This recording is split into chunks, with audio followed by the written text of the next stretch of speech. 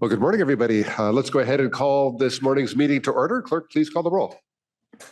Members, please make your selections on your tablets.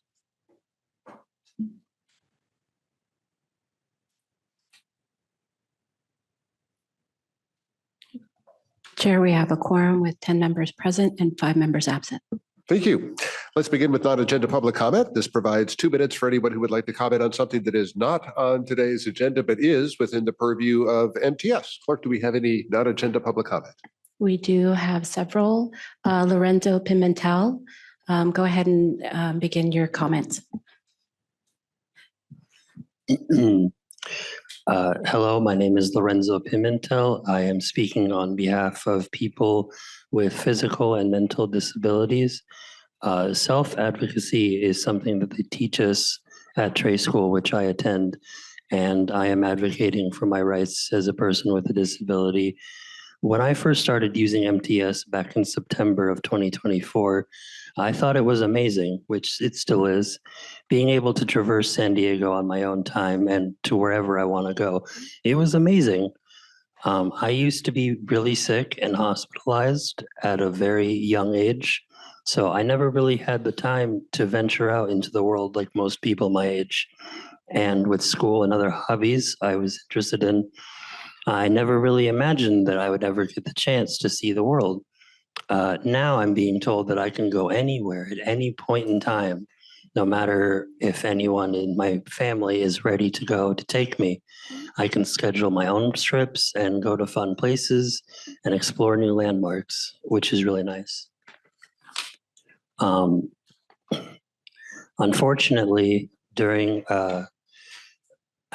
back in December of 2024, I got a call telling me that they have to stop picking me up at my apartment because it was out of range. It was out of their services.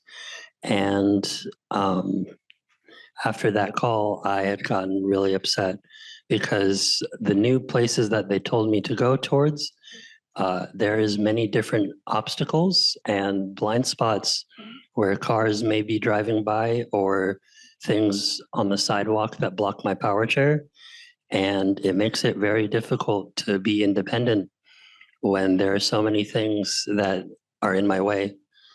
It's very unsafe. There are many different cars traveling by, and I can't see. Your time has expired. Thank you. Would Stacey Williams come to the podium? I am here to formally express my concern regarding transportation service for Lorenzo, an adult TRACE student who is eligible for MTS access. Lorenzo was granted eligibility last fall and following a change of residence, successfully received door-to-door transportation services to his appointment for approximately 3 months. However, MTS has since notified him that his current address falls outside of the designated service area and they can no longer provide door-to-door service. Since then, his case managers attempted to coordinate alternative pickup locations. Unfortunately, none of these alternatives have been successful in providing Lorenzo with safe and independent access to transportation. Lorenzo uses a wheelchair, is completely blind in one eye, and has a significant visual impairment in the other. Those sidewalks surrounding his home are not wheelchair accessible, strewn with rocks and uneven terrain that make navigation impossible without assistance. Furthermore, the route to the nearest proposed pickup point includes a downhill path and a hazardous blind corner. The designated pickup location is approximately 0.3 miles from Lorenzo's home. While this distance may seem minimal to an individual without mobility or visual challenges, for Lorenzo, it creates a barrier to his independence and access to essential services. As he expressed to me, it feels like my independence is being stripped away because he is now unable to leave his home without assistance to get to the pickup site. MTS has stated they are unable to make exceptions. As a special education teacher with over 23 years of experience, I respectfully urge reconsideration. In the world of disability rights and support services, exceptions are not only necessary, they're foundational. The entire premise of the American with Disabilities Act is built on the recognition that equitable access requires accommodations tailored to the individual. To deny transportation based on a rigid boundary line without accounting for a person's functional limitations and safety undermines the intent of ADA and the principles of inclusive access. I respectfully request that an exception be made in Lorenzo's case so that he may continue to receive the door-to-door service he previously had, service that is not merely convenient. Your time has expired. Next, we have Elijah Rubottom. Please come to the podium.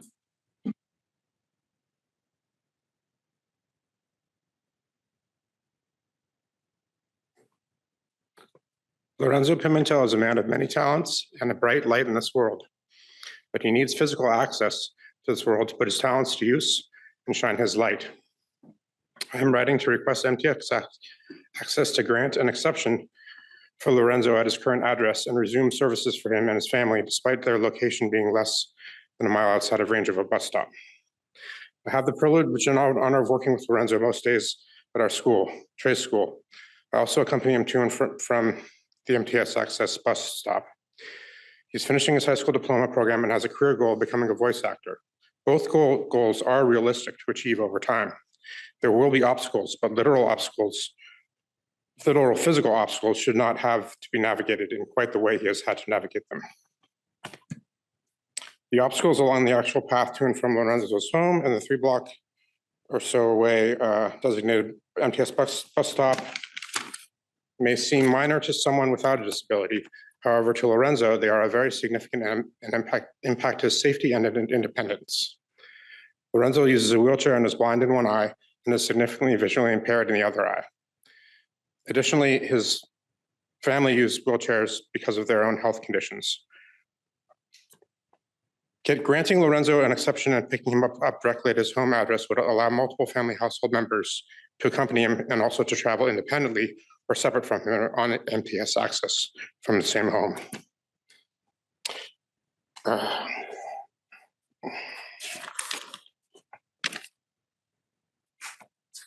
Lorenzo clearly qualifies for an exemption to this rule because his safety and independence are compromised. This MTS rule operates as it operates is an impediment to Lorenzo being able to access the world, which Your time has expired. Next, we have Jacqueline Romero. Please make your way to the podium.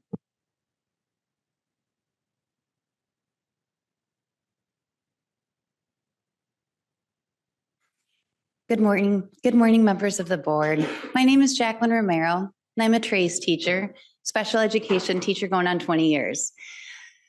My student here, I do not want to get emotional, but I want everyone to think of this if this was your own son or daughter, niece or nephew, or family member.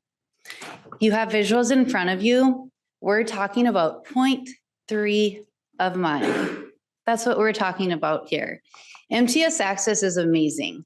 I have students that get to go and be independent on jobs. They get to go to their own doctor's appointments. They get to be young adults and members of the community. That's why MTS Access exists. It's amazing, and I appreciate everything it does. However, there is a rule that a student has to live within 3/4 mile of a boundary. Lorenzo misses this by this much. So we are here today as his team advocating, being a stronger voice for those who don't have a strong enough voice and to try to speak up for himself. Instead of picking him up at his door where you can see safely on the first page, he has to walk down a street, then cross another street and walk down. Imagine if you were blind in one eye, barely had vision in the other, there were rocks in your path, you don't have any muscle in your leg. Imagine that being you or a family member. I believe that you would be up here doing the exact same thing that I'm doing, Stacy and Mr. Elijah. So our request to you as the board is to bring this to MTS Access and make this exception for Lorenzo, for him to be able to not have to have a support service. I have to have my paraprofessional Elijah escort him every day to access his schooling. He's going to earn his high school diploma next year. He wants to be a voice actor. He can do so much. And if you take 2 minutes to really get to know him, he's one of the most positive people. Your time has expired. Next, we have Alex Wong. Please unmute yourself now. I strongly support the airport rail connection, but am concerned with the airport trolley concept, which would merge onto existing green and blue line tracks on Hawthorne. Even with an extended trench, this would create a bottleneck that would limit green and blue line capacity, frequency, and speed. This could permanently cap green and blue line frequencies to 10 minutes each. We cannot afford this. With University City, Mission Valley, and Grantsville set to add 130 new residents and over 72,000 new jobs combined, the Green and Midcoast lines each need 7.5 minutes or better frequencies. Otherwise, trolley overcrowding and long wait times will lead residents and commuters to drive instead of take transit, increasing congestion, vehicle miles traveled, and emissions. Furthermore, frequency is first and foremost to transit riders because 1 minute waiting for the bus or train feels like 2 to 3 minutes spent on board a moving bus or train. That's why MTS must ensure that the airport rail connection will neither merge onto nor share tracks with the blue and green lines or any other rail line. This will free up existing trolley tracks, allowing MTS to maximize blue and green and airport line frequencies.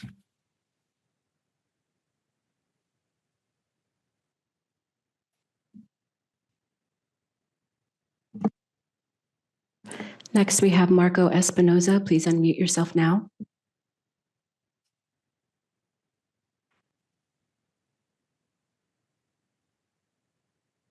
Good morning, Marco Espinoza. I was actually looking up the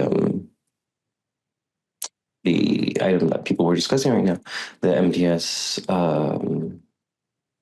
access. It was really interesting. Anyways, the reason I have called in this morning was because something I think I've brought up before, perhaps, or I know it's been a while since I've been to an MTS meeting, even if virtually. But I know I've gone to the Sandtag meetings, and as I understand, Sandtag is an organization that I think is above MTS. No disrespect, as I understand, I wanted to propose a bus route that starts in Old Town and either proceeds up to 5 or up Marina Boulevard, makes a stop at Balboa Transit Center, and then heads west, and then goes north on Mount Soledad. Let me make sure I have the roads correct.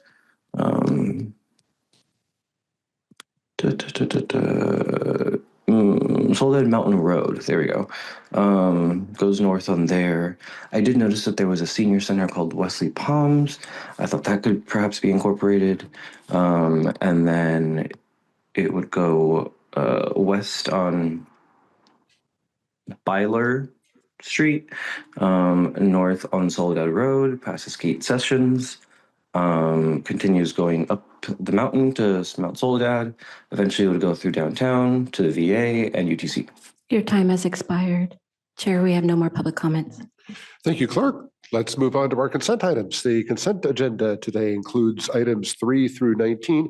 Clerk, is there any public comment on the consent items? We do. Corey Schumacher, please make your way to the podium.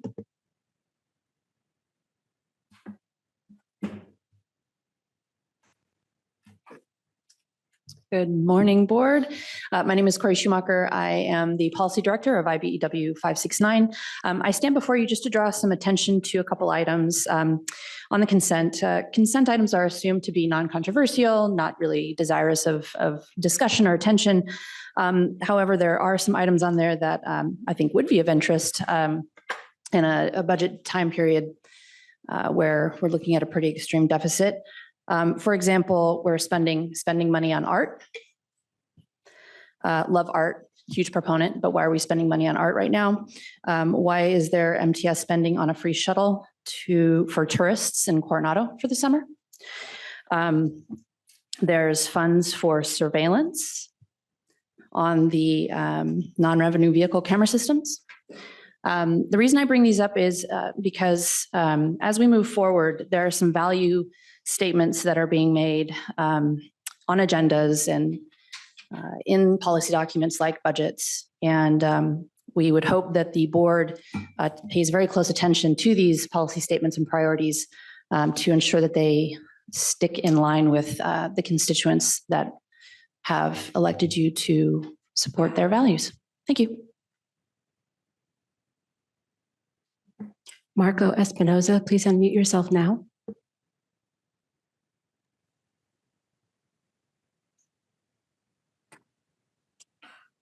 Hi, I just spoke, but I believe the clerk may have not lowered my hand, or perhaps I need to do it. But I don't believe I'm supposed to be afforded an additional 2 minutes under public comment, as much as I would like it. That's all. Thank you. Okay, thank you. Chair, that concludes public comment. Thank you, Clerk. Do we have a motion to approve the consent items or any discussion on the consent items? Let's begin our conversation with Director Moreno. Thank you, and happy to move the balance of the consent before I get into my comments, Chair. I do have comments on items 10. Item 10 is the Bayer Boulevard Pathway Beautification Project art concept. This is a contract award. I want to first start by recognizing how meaningful this project is to San Ysidro, especially for families and youth who walk this pathway every day. This is a luxury that a lot of residents throughout the county take for granted. So I'm very happy and I'm very grateful to Caltrans and also to Clean California local grant program for funding this project, which I think includes 25% local match by MTS. Wanted to note that the selected muralist, Alicia Sue, brings a deep experience and powerful vision rooted in Mesoamerican mural traditions and the lived experience of the immigrant community. Her mural will span 52 feet, telling the story of human journey through 4 life stages: childhood, adolescence, adulthood, and elderlyhood, using vibrant imagery inspired by Indigenous teachings. So I'm also excited about Johnny Bear Contreras' sculpture. His piece uplifts the Kumeyaay heritage while integrating movement and interaction, mirroring the way our community moves through public space with history always at our present. The stainless steel sculpture will evolve visually as pedestrians pass by, which will create an engaging experience. This isn't just about public art, you guys. The project includes critical safety upgrades, sidewalk repairs, drought-tolerant landscaping, and new lighting that makes this corridor safer and more accessible for pedestrians and cyclists. This is something that San Ysidro residents deeply need. And also kudos for the hard work that the MTS staff has provided. I've been on this board now for 7 years, and this has been a long time coming. We had several, 1 or 2 at this point, listening tours within our community. And these are the things that our community wants. They want a safer place to walk to and from. I think a lot of folks on this board could attest to that. So I'm very happy to move this forward. It is to be completed spring 2026. It's going to be a safer, more connected and proud space for San Ysidro residents. So I am fully in support of this item. And it's always a good time to have art embedded into our very, how should I say? A lot of our infrastructure is steel and stainless steel. So it's nice when we give back to our community in such a way, a community that has given so much to MTS. So thank you. And I'm proud to, I think I already made the motion, right? I'm proud to make the motion. Thank you. Yes. Thank you. All right. We have a motion from Director Moreno. Let's go to Vice Chair Goebel. Thank you, Chair. I'd be glad to second the motion. This is a question for staff on item 6, the non-revenue vehicle camera system. That's not really a surveillance system. That's just like a dash cam for the administration and other non-revenue vehicles, right? Correct. It'll help us identify if there's a vehicle accident, what actually happened, those sorts of things, which really helps us with safety of our employees, in all modes of transit, whether they're, driving a bus or they're driving another vehicle out in the field for MTS. And it also helps us negotiate liability claims because we'll know if we were responsible or not. Okay, that's different than surveillance to me. So I think it's responsible and appropriate to call it more of a asset safety kind of a thing and public safety. So I'd be glad to second the motion, and thank you for the time. Thank you, Vice Chair Goebel. All right.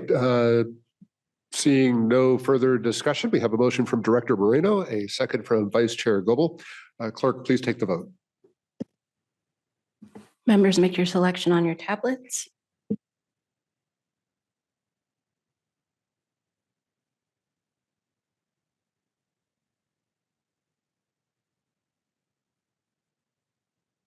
That motion passes with 11 members voting yes and 4 members absent. Thank you, Clerk. That brings us to item 20. This is a public hearing and discussion of the fiscal year 2026 operating budget. Gordon Meyer is with us and will present this item.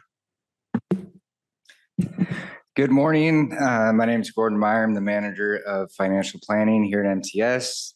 As stated, I'll be presenting the FY26 proposed operating budget. So before we start looking at the figures, I wanted to give a brief overview of our process. So MTS does use a zero-based budgeting process. This is in comparison to a traditional historic budgeting process where managers only need to justify variances versus the prior year. In a historic budget framework, the assumption is that there's a baseline budget that's automatically approved. So in contrast to that, we use a zero-based budgeting process where every line item is reviewed and must be approved or reapproved each year. So in this presentation and other presentations, we typically only talk about what's changing versus the prior year, but it is built from the ground up. So our process began in January. So we met with all of the management teams from each department. We reviewed their current expense and revenue trends. We had the managers discuss and justify each line item in their budget requests. And then finance also does a large piece of the budget development where we do the personnel projections as well as the subsidy and operating revenue projections as well. So once we're done with our projections, we roll up the budgets. First, we do the current year mid-year adjustment, which we took to the board in March for approval. And then since that time, we've been working on the FY26 budget. We presented an initial draft to the executive committee on April 10th. And then today we're looking at our final proposed draft, barring any changes suggested today. Along with the proposed 26 budget, we're also including an updated 5-year forecast. It's been updated since the version we showed you in February. So now we'll look at the actual figures. So the first section of our operating budget is operating revenues, and our primary operating revenue is fare revenue. And fare revenue is really a function of ridership and then average fare. So on the ridership side, we're assuming 6% year-over-year growth. For reference, we're trending at about 8% year over year so far this year. So we are dialing it back a little bit, but still assuming fairly aggressive growth. So based on that 6% assumption, we're projecting 86.2 million passengers for next year. On the average fare side, we're building in a full year of the projected impact from the new fare enforcement that went into effect in February.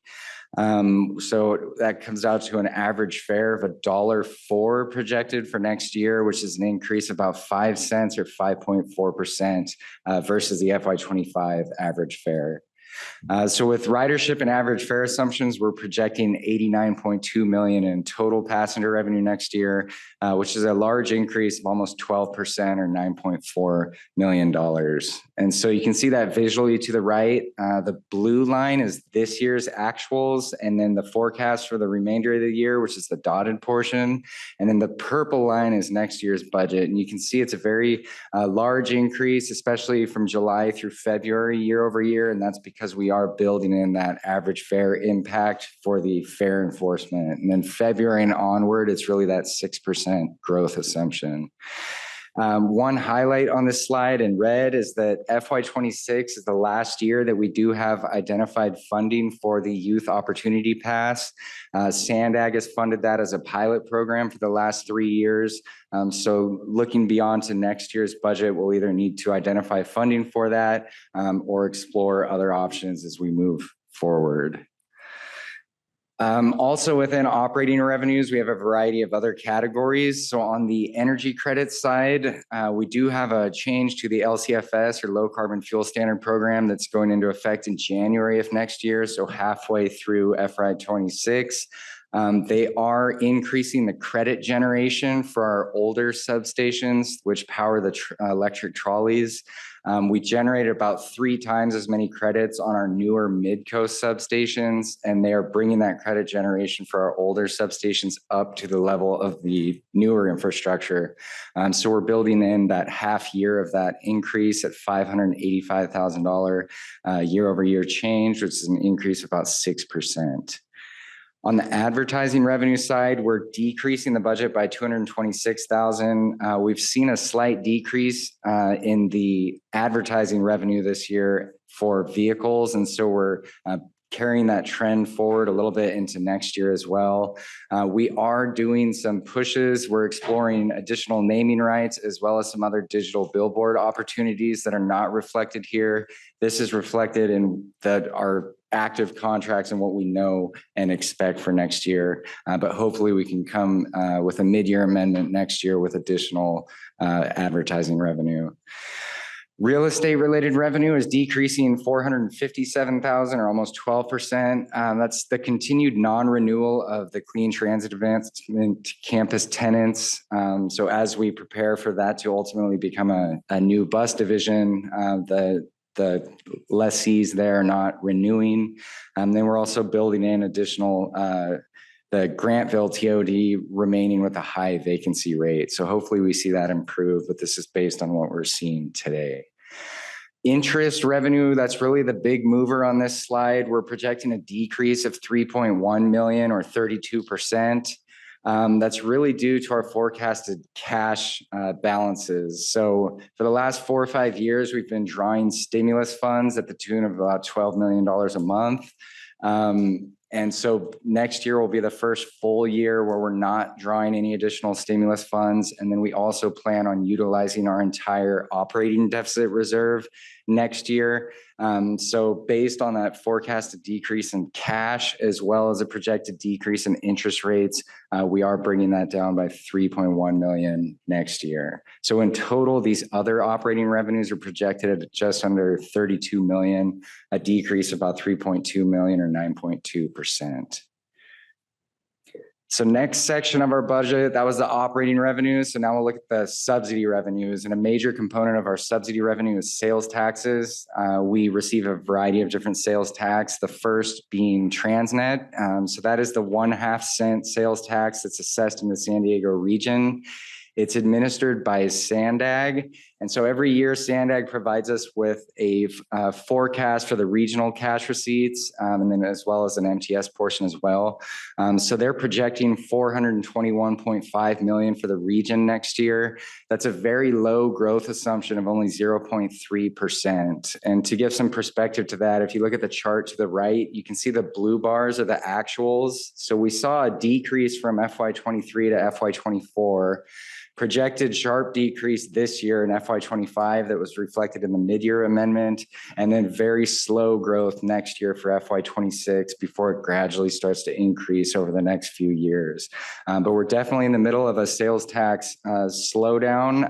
And so really what happens the next few years will be central to our budget. Now the Transnet sales tax, we receive 2 different buckets. We have the formula share, which is directly related to the sales tax performance. So that growth assumption is really what drives that.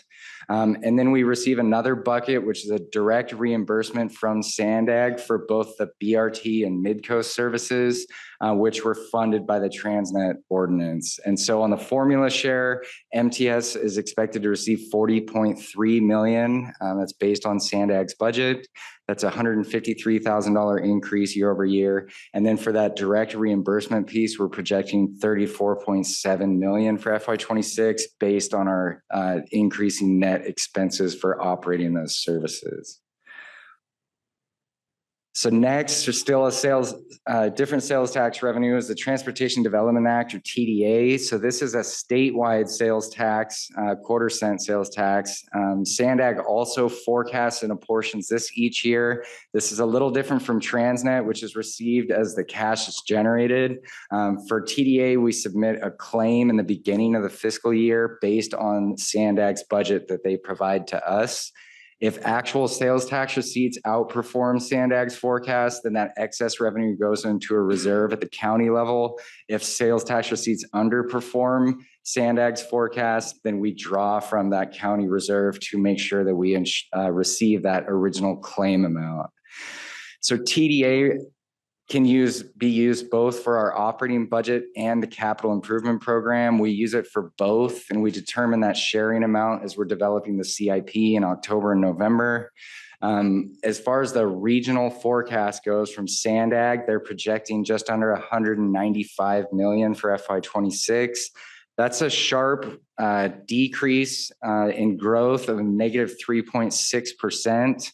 Now, not all of that is due to a projected slowdown in economic activity. About 1.2% of that is due to the fact that Sandag was forecasting that we would go below the county's 5% reserve target for TDA. And so they artificially brought down that growth assumption to help replenish that reserve to that 5% desired level. And so what that means for MTS is that our claim amount, including capital and the operating share for FY26 is 128 million.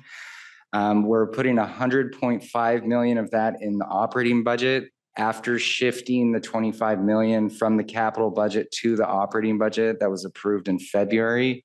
And then the remaining 27.4 million of that is in the CIP and is already in the approved FY26 CIP. So overall, operating share plus capital share, our overall MTS pot of TDA is decreasing by 7.7 million or 5.7% overall. It would typically be decreasing by that negative 3.6% growth assumption, but both North County Transit District and MTS claimed an amount above Sandag's forecast last year. For MTS, we claimed 3 million above the claim amount or the original forecast. So that year over year decrease is actually a little steeper.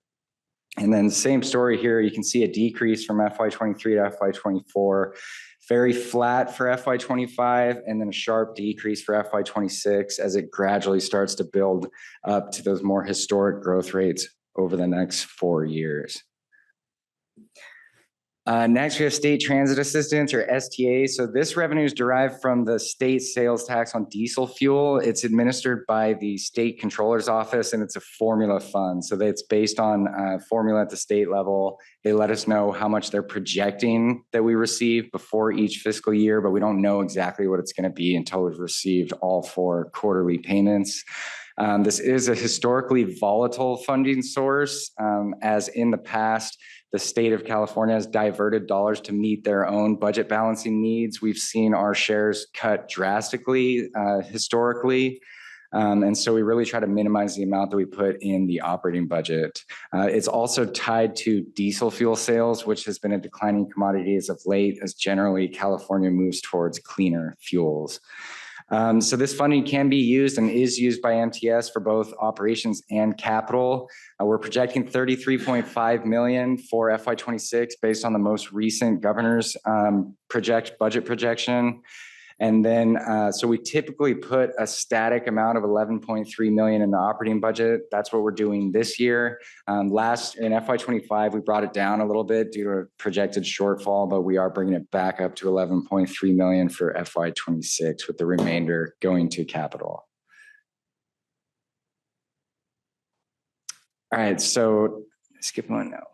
Next, we have the Federal Transit Administration or FTA revenue. So the most recent surface transportation reauthorization was the Bipartisan Infrastructure Law of 2021. So this legislation provides the authority for our recurring formula funds. So for us, we have Section 5307, which provides a large pot of funding for both bus and rail capital projects, as well as preventive maintenance. 5337 funds rail capital projects and preventive maintenance, and then 5339 is specific to bus. Now this funding, as mentioned, it can be used for capital or operations, but if it is used for operations, it can only be used for eligible preventive maintenance expenses. And so typically MTS tries to maximize the amount of our overall federal funds available to that go towards the preventive maintenance operating expenses. And the reason for that is that these grants are awarded typically right after the end of our fiscal year. So we can incur a full year of eligible maintenance expenses. And then right when those grants are awarded, we submit a reimbursement package for $60 to $70 million. And then we receive that within a couple of weeks. So it really helps us on the cash flow side. And we're also able to close out those grants faster as well. One note here is that anytime we do increase the amount of our overall federal funds that are going towards the operating budget, when we're developing the sharing between the CIP and the operating budget, we take an equal amount of TDA from the operating budget and move that to the capital budget so that we're backfilling that and keeping the capital budget whole. And so that's one of the reasons we were able to in February approve that there's shifts from the capital budget to the operating budget is that the capital budget has been relatively very well funded historically. So overall, these federal funds are increasing by 1.3 million in the operating budget due to increasing our share that's going towards preventive maintenance in FY26. Next, SB 125 funding. So that's the $4 billion in state funding that's distributed to transit agencies through the TIRCP. So we had a lot of experience with TIRCP before the SB 125 as a discretionary program for major capital projects. But a couple of years ago, they allocated a portion of that to be allocated as a formula fund, and that it could also fund operations to help transit agencies as they face budget problems. And so this can be used for either operations or capital, but it has to meet criteria, either has to increase service, prevent service reductions, reduce greenhouse gas emissions, and then also serve disadvantaged communities as well. And so it is a major funding source for us. Especially over the next few years as we try to balance our budget. We're expected to receive $237 million in total. We've already received half of that in the first payment of September of last year. We're expecting to receive the second half of that over 2 payments.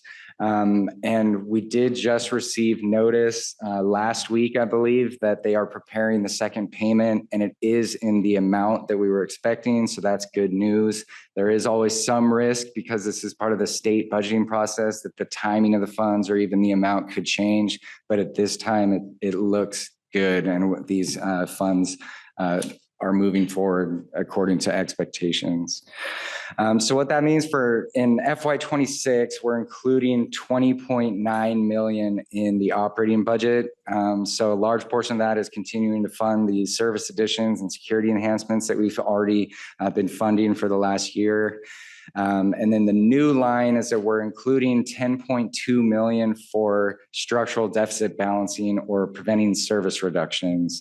So this is the first year that we are using SB 125 to balance our budget, and it will be the balancing mechanism until that funding runs out over the next few years. So it will be a very important funding source for our budget. So here is a summary of all the revenues we talked about. So total operating revenues for FY26 are projected at 121 million. Total subsidy revenue is projected at 289.9 million. And then you can see that reserves line, we're projecting to use 62.1 million from reserves. So that is our entire projected operating deficit reserve balance. So we do plan on using the rest of our operating deficit reserves in FY26, and then we'll start to use SB 125 funding as the balancing mechanism past that. But in total, revenues are projected at 473.1 million for FY26, an increase of 5.6%, but including that reserves usage. So moving on to expenses. So main driver of our expenses is service levels each year. On the rail side, we're building in a full year of the increased frequency to 15-minute service on all lines. It comes out to about a 1.3% increase over the FY25 budget.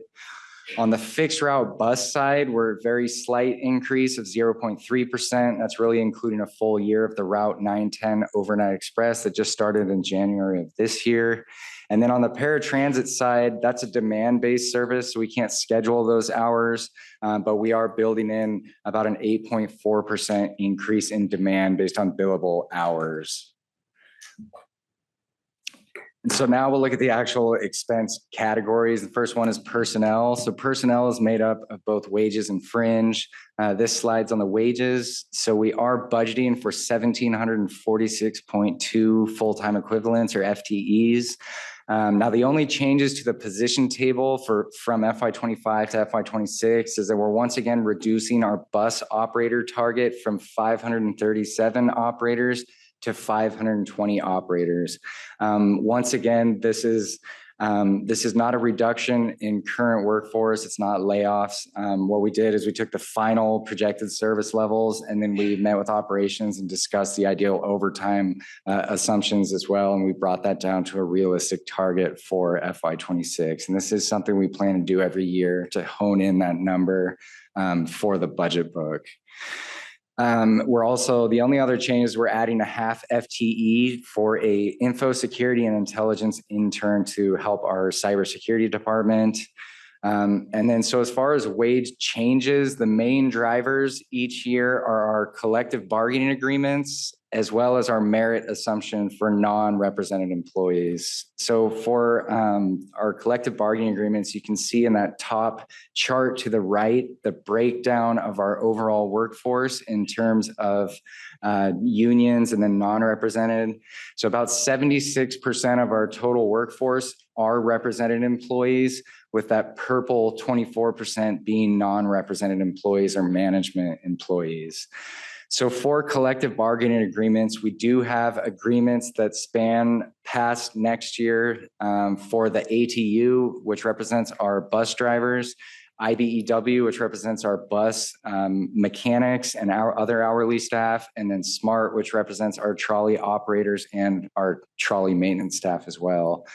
So the IBEW and ATU had steep increases in January of this year, ranging from 7% to over 12%. However, the next scheduled raise for those groups isn't until the start of FY27. So those larger raises were spread over a year and a half. So we don't see a huge year over year change in those groups when we look at the increase in wages. On the SMART side, which represents our trolley employees, they have a 7% increase that just went into effect last month in April. So at the end of this fiscal year, and then they have another 4% in April of next year. So we will feel the majority of those increases in next year's budget, which you can see in the impact to wages. We also have negotiations underway with the TEOA, which represents our code compliance inspectors. And then we have a separate agreement with IBEW for our construction safety flag persons as well. And so the budget totals do represent the preliminary negotiations for those groups. On the management side, we are assuming a 4% merit increase. Once again, we've eliminated the performance improvement program bonuses for FY26 just due to our financial uncertainty going forward. So you can see in the bottom table to the right, the forecasted wages and the change year over year. So we're projecting 123.8 million in wages. That's an increase of almost $7 million or 5.7%, led by the increase in trolley operations wages due to those collective bargaining increases. Next, we have fringe benefits. So pension costs are projected to increase by 1.8 million or 5.6%. That's based on projected payroll as well as the most recent actuarial assumptions that we've received. On the healthcare side, we're projecting cost at about 22.3 million. That's an increase of 1.9 million or 9.1%. So for healthcare, we know what this year's calendar year 2025 premiums are. And then for calendar year 2026, we're assuming a 10% increase. So that's the second half of next fiscal year. And then we also reflect the collective bargaining agreements, which governs the employee share. So taking all those things into consideration, that's how we're getting to that $2 million increase year over year. With workers' compensation and paid absences included, we're projecting fringe costs of 83.1 million next year, an increase of 4.3 million or about 5.5%.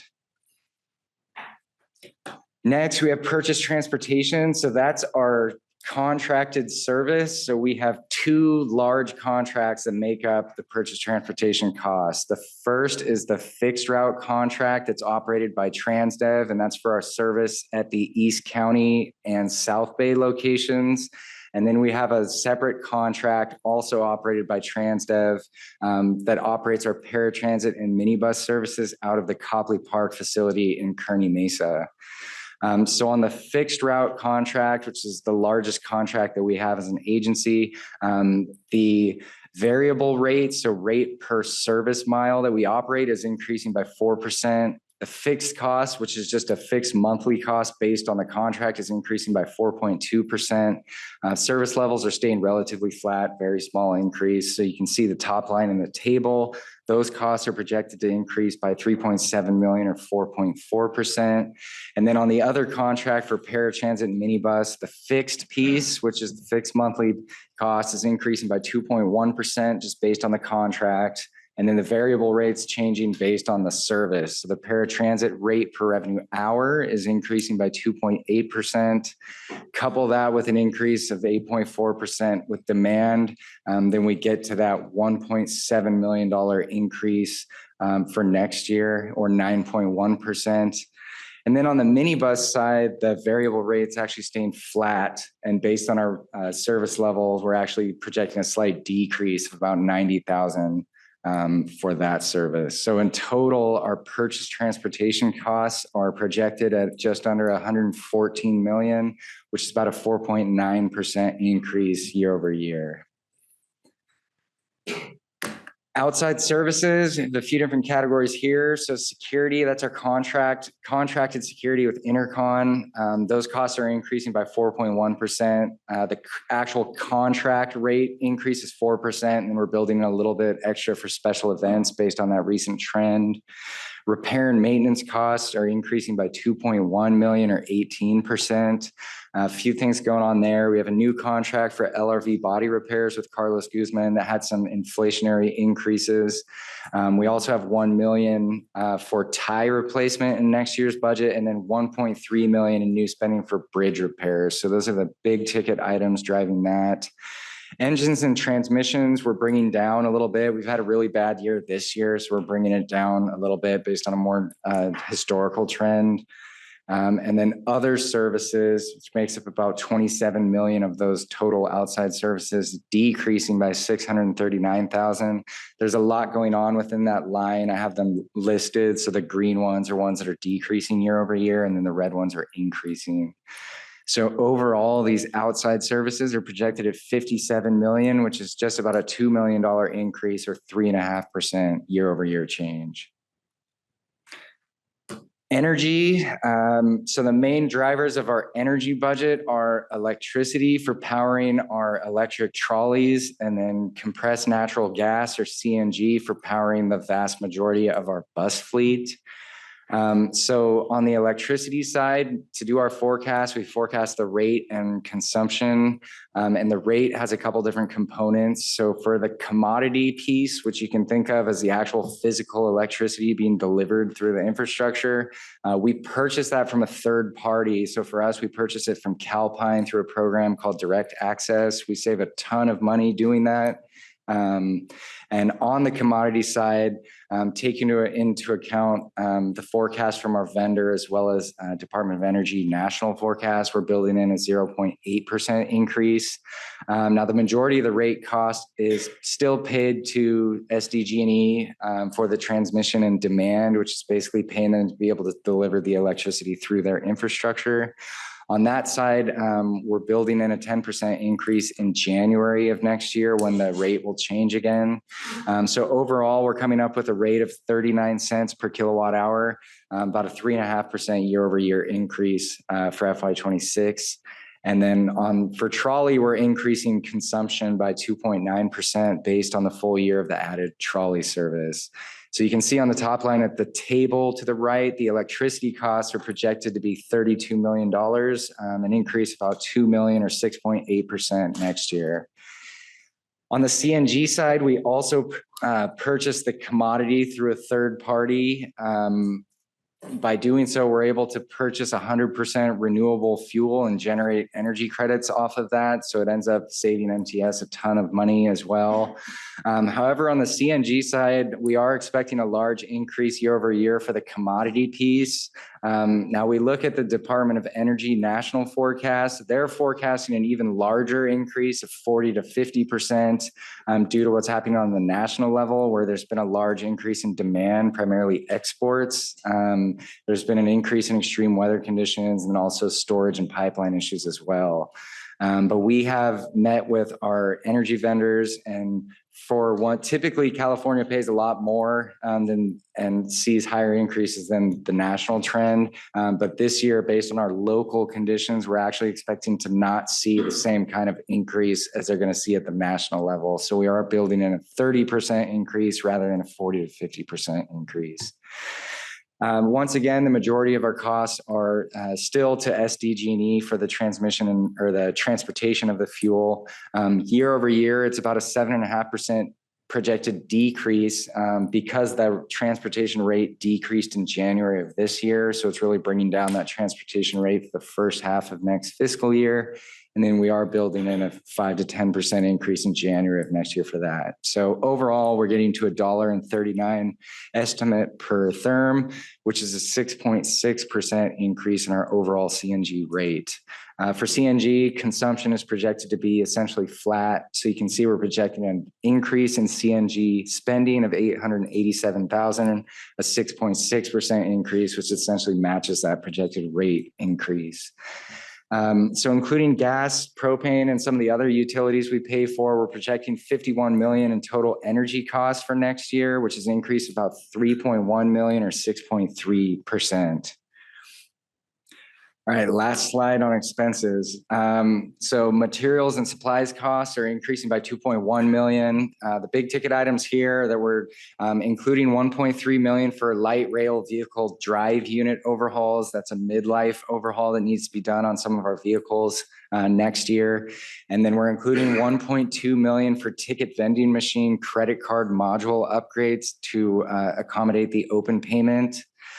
Risk management costs are increasing by almost $2 million or 19%, led by increases in insurance premiums. So this continues to be a very harsh market.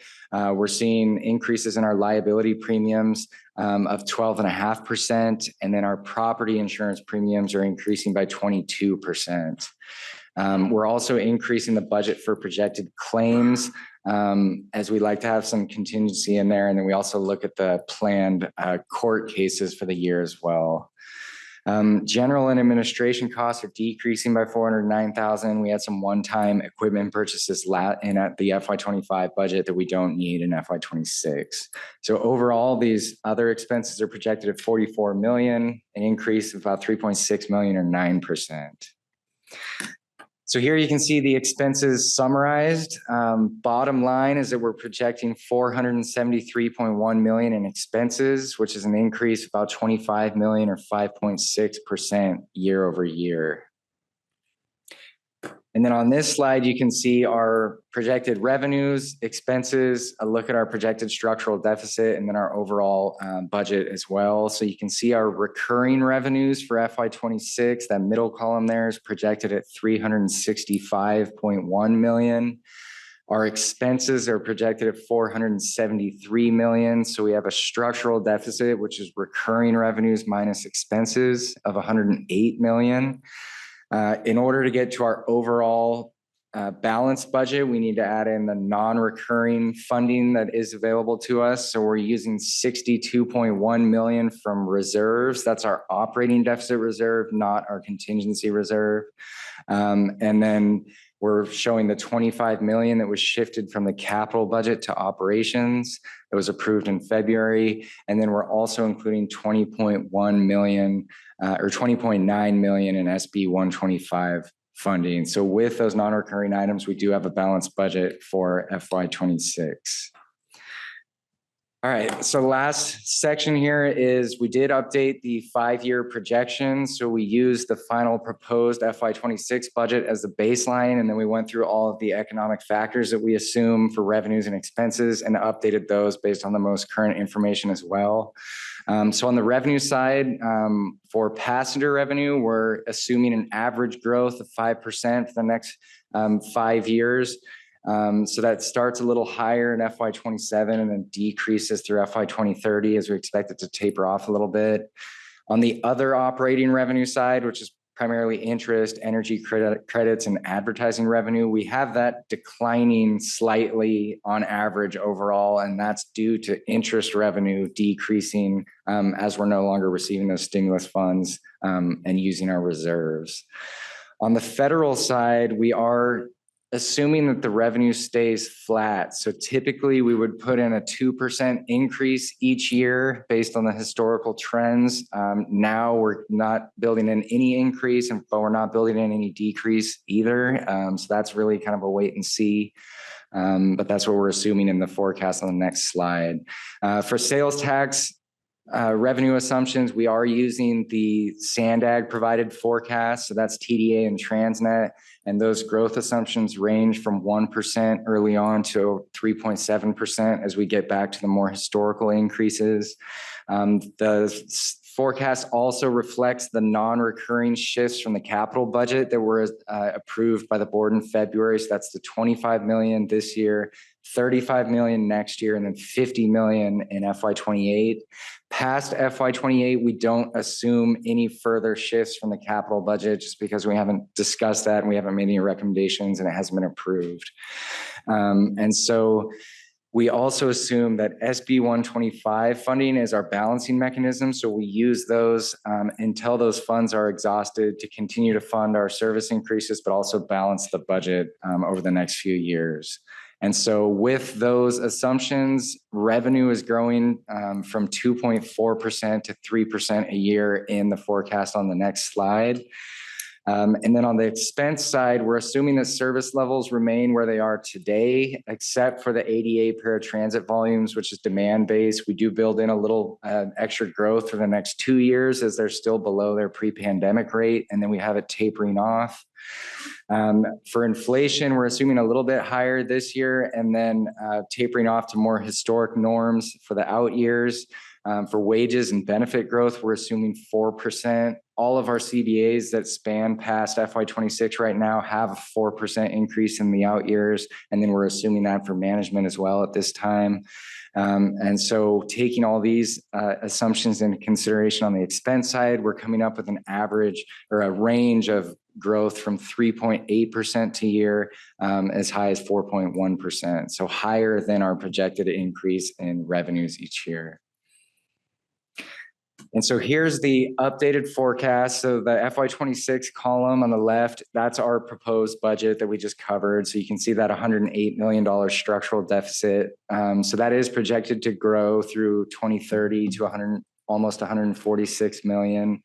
Now, the most important line on this slide is the bottom line. So you can see based on these assumptions, we are able to balance our operating budget for 26, 27, and 28. And then we would have a true operating deficit and not be able to balance the budget early in FY29, where we'd be projected to have $120 million true deficit, not a structural deficit. And you can see that 15.9 million in SB 125 funding, that would be that us using that last available SB 125 funding towards that structural deficit balance.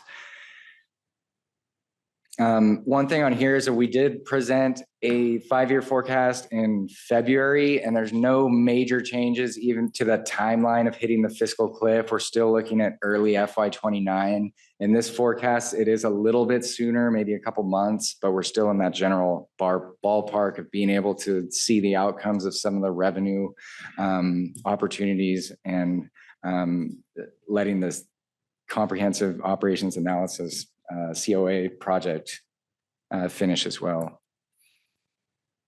And so I'm gonna. So I get to do the next part. So clearly the fiscal cliff is one of our major ongoing concerns, and we've been taking steps. This board in February approved some measures to try to eke out a little bit more time for us to deal with the structural deficit. Also, we are watching closely what is going to happen with sales tax revenue, which is a big source of our funding. So since we're considering it pretty much flat for next year, we're hoping it doesn't go even further after that. Also, on the federal side, there's a lot going on. We have did get appropriations tables that show that they are going to fund what is in the current reauthorization, the Surface Transportation Act.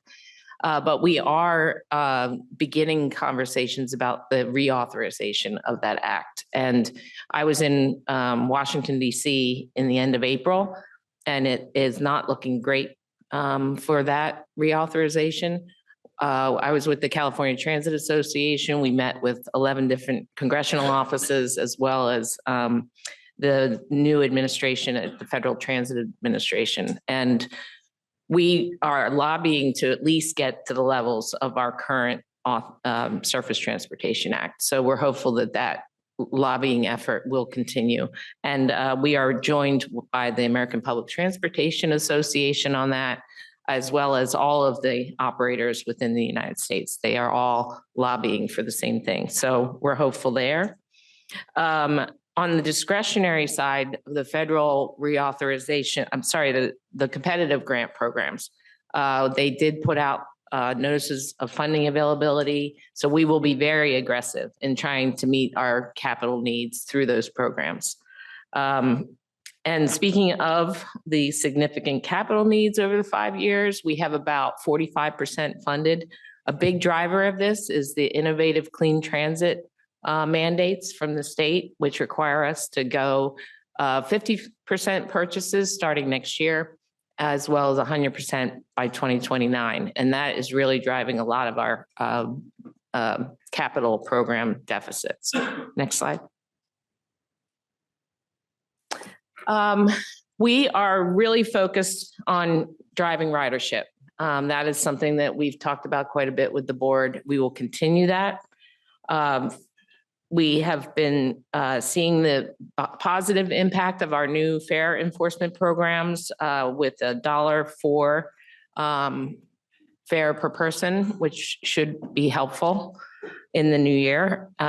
We also are looking at non-fare revenue opportunities, such as what we were able to put up at the gas lamp quarter. So we will continue aggressively pursuing those. We are engaging with Sandag and North County Transit District on a fare study to see if our structural deficit requires us to do so, whether we need to raise fares in lieu of cutting even more service. The COA study, the ballot measure option, that would be a revenue initiative that we have already started talking about here, and we'll continue that conversation. TDA reform, I've been very much engaged on the effort to see if we can get some kind of increase in TDA at the state level. I will mention to you that the May revise, as it came out yesterday from the state budget, has a $12 billion deficit projected for this year, significantly higher than what it was before. In that revise, SB 125 is still on track for funding.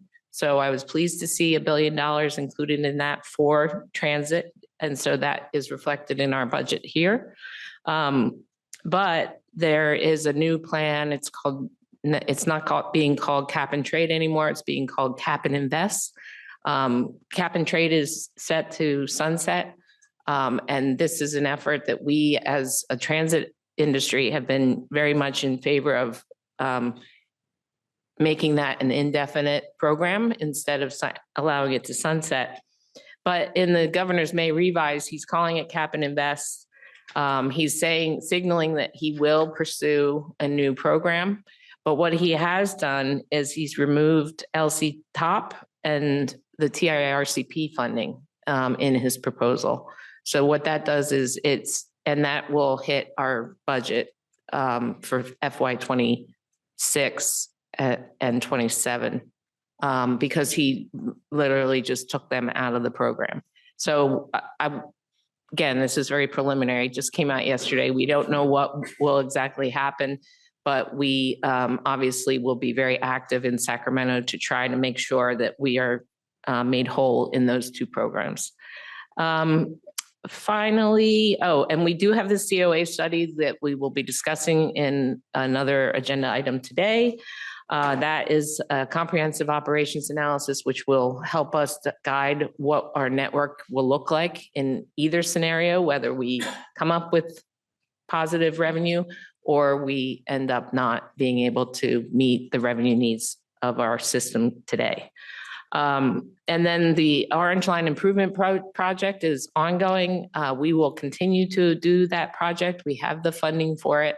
We're excited to see how this is going to improve matters on the Orange Line.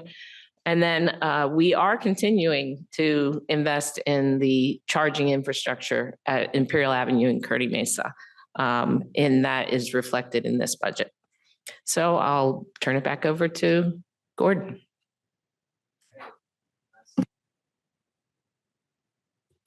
One last slide. So it's the staff recommendation that the MTS Board of Directors receive testimony, review, and comment on the FY26 MTS operating budget at a public hearing, and 2, enact resolution 25-3 in substantially the same format as attachment B, adopting the FY26 operating budget for the MTS, San Diego Transit Corporation, San Diego Trolley, MTS Contract Services, and the Coronado Ferry. And with that, I'd be happy to answer any questions. Thank you, Mr. Meyer. Ms. Cooney, let's open the public hearing. Clerk, do we have any public comment on this item? Excuse me, we do. Corey Schumacher, make your way to the podium.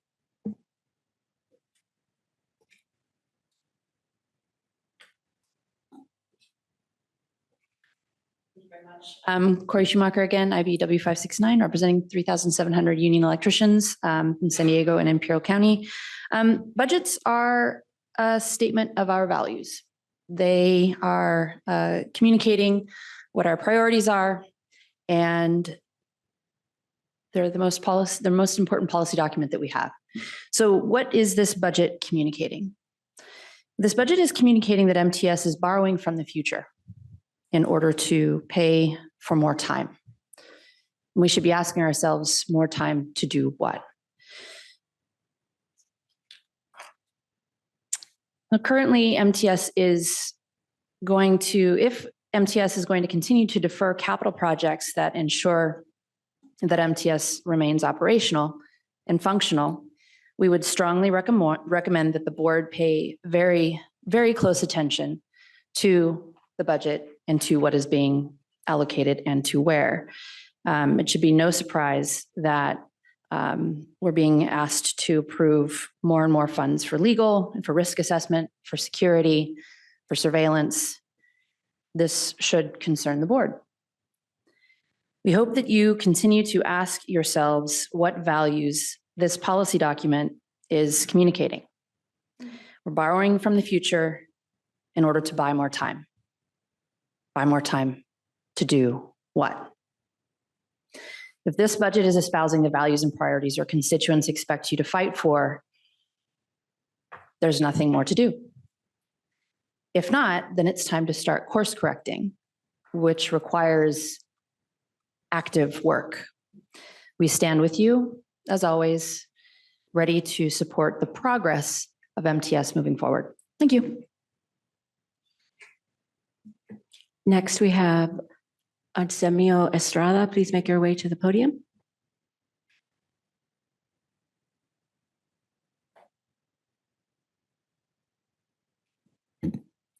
Thank you. My name is Anselmo Jacob Estrada, here on behalf of the San Diego Building and Construction Trades Council Family Housing Corporation. owner operators of affordable housing in San Diego County, in National City Park Apartments. We have a wonderful relationship with the city and MTS to improve that area. I'm here just to echo Corey's, my sister Corey's concern. 2 years ago, a operating budget deficit reserve was created, and it seems about 25 million of that was spent to cover costs. Now, that planning ensured that we have time to put off the fiscal cliff that many agencies across the state, public transit agencies, are dealing with right now. My fear is that we did not utilize that time to, as was mentioned, course correct. The fiscal year 2026 budget includes no more COVID funding, and it would spend the remaining of that 62 million that was mentioned, which would wipe out that special reserve. At the same time, CIP funding was reduced by 25 million for operating costs. And overall, table 8.6 that was mentioned in the report projects that we have only 67.8% of the total funding we need for 2026 for our CIP program. And over 5 years, 45.5%. I implore this board to reject the model of corporate austerity. Austerity often means making taking the most out of the very little. And he's gone, but Lorenzo is a perfect example of what the costs of austerity are. Not only to folks that are dealing with disabilities, but just our most vulnerable communities. Public agencies cannot behave like corporations. Profit motives always clash with the public good. Underfunded agencies are forced to do more with less, and that will ultimately harm long-term Your time has expired. Next, we have Ariana Federico. Make your way to the podium, please. Good morning. My name is Ariana Federico, she, her, ella. I'm here to represent Mid-City CAN, and I'm here to express concerns regarding the lack of discussion among the board members about the Youth Opportunity Pass program. As you heard today, the program is approaching at an end for the upcoming fiscal year. As mentioned, the program is set to conclude in June 2026, and no identified funding beyond this date. We question the apparent lack of urgency concerning this critical initiative. YLP also is not listed, at least directly, as part of the short-term focus on page 23 of this presentation. The YLP program has demonstrated tremendous ridership benefits for our communities, all communities in the region of San Diego, and has shown that it's been successful over the past years as a pilot program.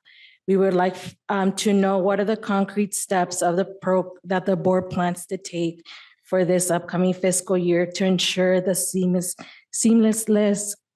transition for the YOP program, and making sure that it becomes a permanent program for our community. This transition is essential for establishing a sustainable foundation that will support and grow ridership in the future. I thank you for your time, and I'm actually going to be leaving, but we are going to be listening to your comments, and we look forward to a continuous conversation about YOP. Thank you. Next, we have Marco Espinoza. Please unmute yourself now.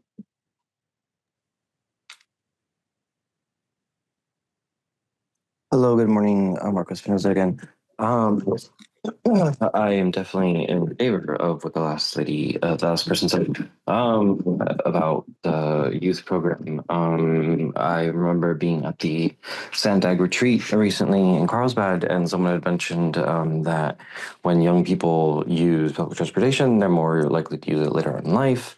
Being a 31-year-old, I'll attest to that. My love of transportation, public transportation, came from my time living in England and being able to use different countries' public transportation system. Also Washington, D.C., just other, anyways. So yes, whatever can be done next year to continue that program, I think it is fantastic. Yeah, I would imagine, I don't have kids, but I would imagine it maybe even helps the school bus services. in some capacity. Anyways, did I hear someone say corporate austerity? That was a funny expression. Never heard that one before. Corporate austerity. Anyway, per the budget, that was a great presentation. Thank you very much. I did notice that the federal revenues on one of the slides said it intends to be flat. I would caution against that, but I'm not in the specifics. But lots, of course, everyone acknowledges and knows lots of things changing at the federal level. And I don't think I have enough time to explain the last one, but thank you very much. Chair, that concludes public comment. Thank you, Clerk. We will close the public hearing and we will now open board discussion on this item, beginning with Vice Chair Goebel. Thank you, Chair. Gordon, great presentation. Lots of things to think about there. Good work for the whole team putting it all together. Let's go back to slide 20. I see on here the third bullet point, federal revenue remains flat, but I'd like to talk about state revenue for a second. So let's go back to slide 7. Here, the STA money is kind of tied to diesel fuel cells, and we know that's going to be a declining source of revenue as the state mandated clean air provisions enter into the trucking industry or people who use diesel. So this can only be a declining source of revenue. What is your expectation on the pace of decline of this revenue? So as far as the 5-year, once again, so as far as the 5-year forecast for the operating budget, it stays flat at 11.3 million. So any projection, any decrease over time would be reflected in the CIP, just looking at this individual forecast. But as far as the future decline, there's a couple of things going on. So there is a shift away from diesel fuel, but there's also been a surge in renewable diesel. And so it's not necessarily a steep downward trend. I don't personally have a strong basis for saying when I think it's gonna, how fast it's gonna decline or, yeah, but I think last year was 40 million and we've seen it decrease to 34 million this year. But it can go up and down. So it is, yeah. So you're reflecting the risk of just the decline in this in the 5-year plan, I guess is my question. Yeah, so the operating forecast, we have it just 11.3 million every single year. And then the risk of the decline is in the CIP. Is in the CIP. Yeah. Okay. Got it. Okay. Let's go to slide 18, a summary of the expenses. $25 million higher. Every government agency, whether a city, county, water district, everybody has seen the cost of operating government go up the past 4 or 5 years. The cost to attract people to come back to work after the pandemic, the cost perhaps in fewer workers in the workforce as the population ages, things like that. So my question here is, and we've given some increases in the past couple of years, which we probably can't keep the same pace of those increases. So I remember a $2 wage increase probably 4 years ago to really try to get more bus drivers into the system to keep service levels up. Are we seeing better recruitments now that might take pressure off some of the increases in personnel costs going forward? That might be a question for Jeff or Sharon. Yeah, we have actually done a good job of recruiting now. We're almost at budgeted levels for bus drivers, for instance. And so we are seeing the positive effects of the bargaining agreements that we've negotiated. So our personnel costs going forward may be more traditional cost of living increases rather than market adjustments?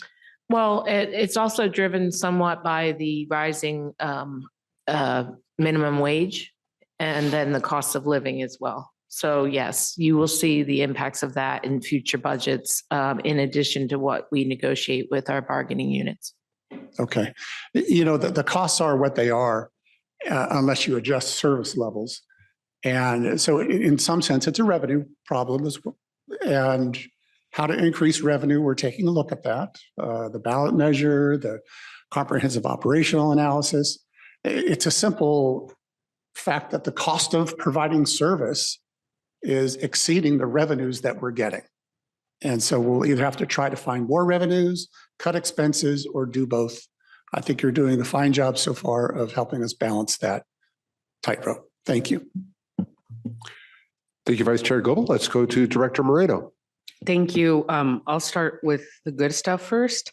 Congratulations on the ridership increase. That's phenomenal. Once again, this has been a sticking point since I came onto the board 6 years ago. So I don't want to pass that up.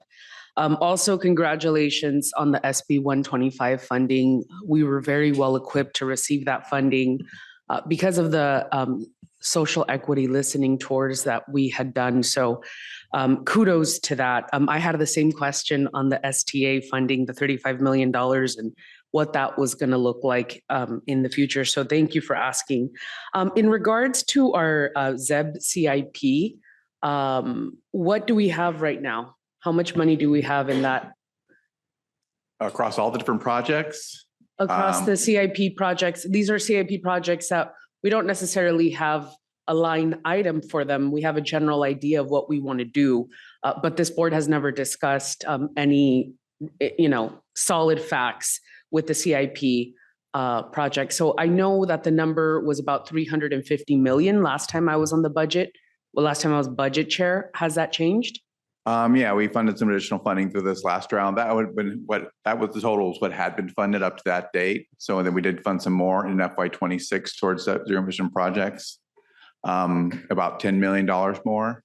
So we funded a little over 300 million in total towards between facility stuff and bus stuff towards those initiatives. But over the next 5 years, it's another 200 million that we need to do to continue building out our facilities and also to start buying all these electric buses for the state mandate. So, and how much do we have in that account or in those accounts?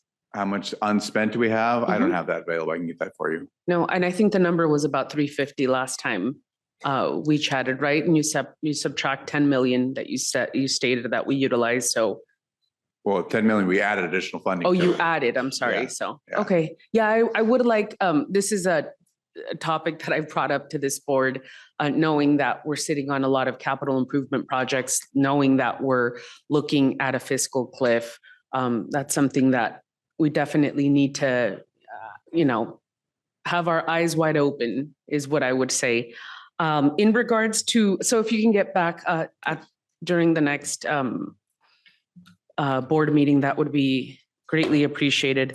If my memory serves me, the Youth Opportunity Pass was really spearheaded by the Social Equity Working Group at Sandag, which I was a chair of. And really, honestly, the money was brought over by the county through Nora Vargas and Hassan Akrada, former chair of Sandag. I would highly recommend that our board chair take the lead on this. I think, and I'll speak for the elephant in the room, I think a lot of those decisions were made without the MTS board because of a reluctancy, in my opinion, from having something like this come to fruition. This is something that I think a lot of folks on this board truly care for. The Youth Opportunity Passes, I think we've all stuck a feather in our cap for having see this come to fruition. I think it's a great addition to our region, and it's something that I do not want to lose at all. Thank you to the speaker for bringing it up. So I would, humbly request that the chair spearhead, maybe starting to chat with the county about that funding. If I'm not mistaken, and if I'm, if there's something that I omitted, please, or if I have something wrong in what I just said, please feel free to correct me on that. Happy to be a part of the wage increase for our bus drivers. I would highly recommend that we continue that conversation going. I know that at least I as a board member at the time was really blindsided by the strike. And so that's certainly not something that we want to see ever again. Anything else? Do you need a motion? Yes, this is an Okay. action item. Wonderful. I'm happy. Thank you for the work. Obviously, it's a really tough time, and thankfully, going back to my positive comments, MTS was really prepared to take this type of a shift in pricing and all that good stuff. I do agree with Vice Chair Goebel that we need to figure something out. Money's not just going to drop from the sky as it has been literally dropping from the sky from the federal government and the state. And as we saw with the CARES funding and the potential TDA funding, we're going to be in a pickle this shortly. So we certainly need to look at other revenues or other forms of revenue. So I'm happy to make a motion and thank you for the extra time. I just wanted to clarify, in this budget for fiscal year 26, we do have full funding for the Youth Opportunity Pass. What we've agreed to with Sandag is they gave us funding that we've moved into our capital program from a fund that they control, CMAC. And then we will then move, are moving that money into our operating budget to pay for the Youth Opportunity Pass. That agreement does not preclude Sandag from doing the same thing next year. So they could do funding for fiscal year 27, but that is not yet on the table. Thank you, Ms. Cooney. Thank you, Director Moreno. Let's go to Director Downey.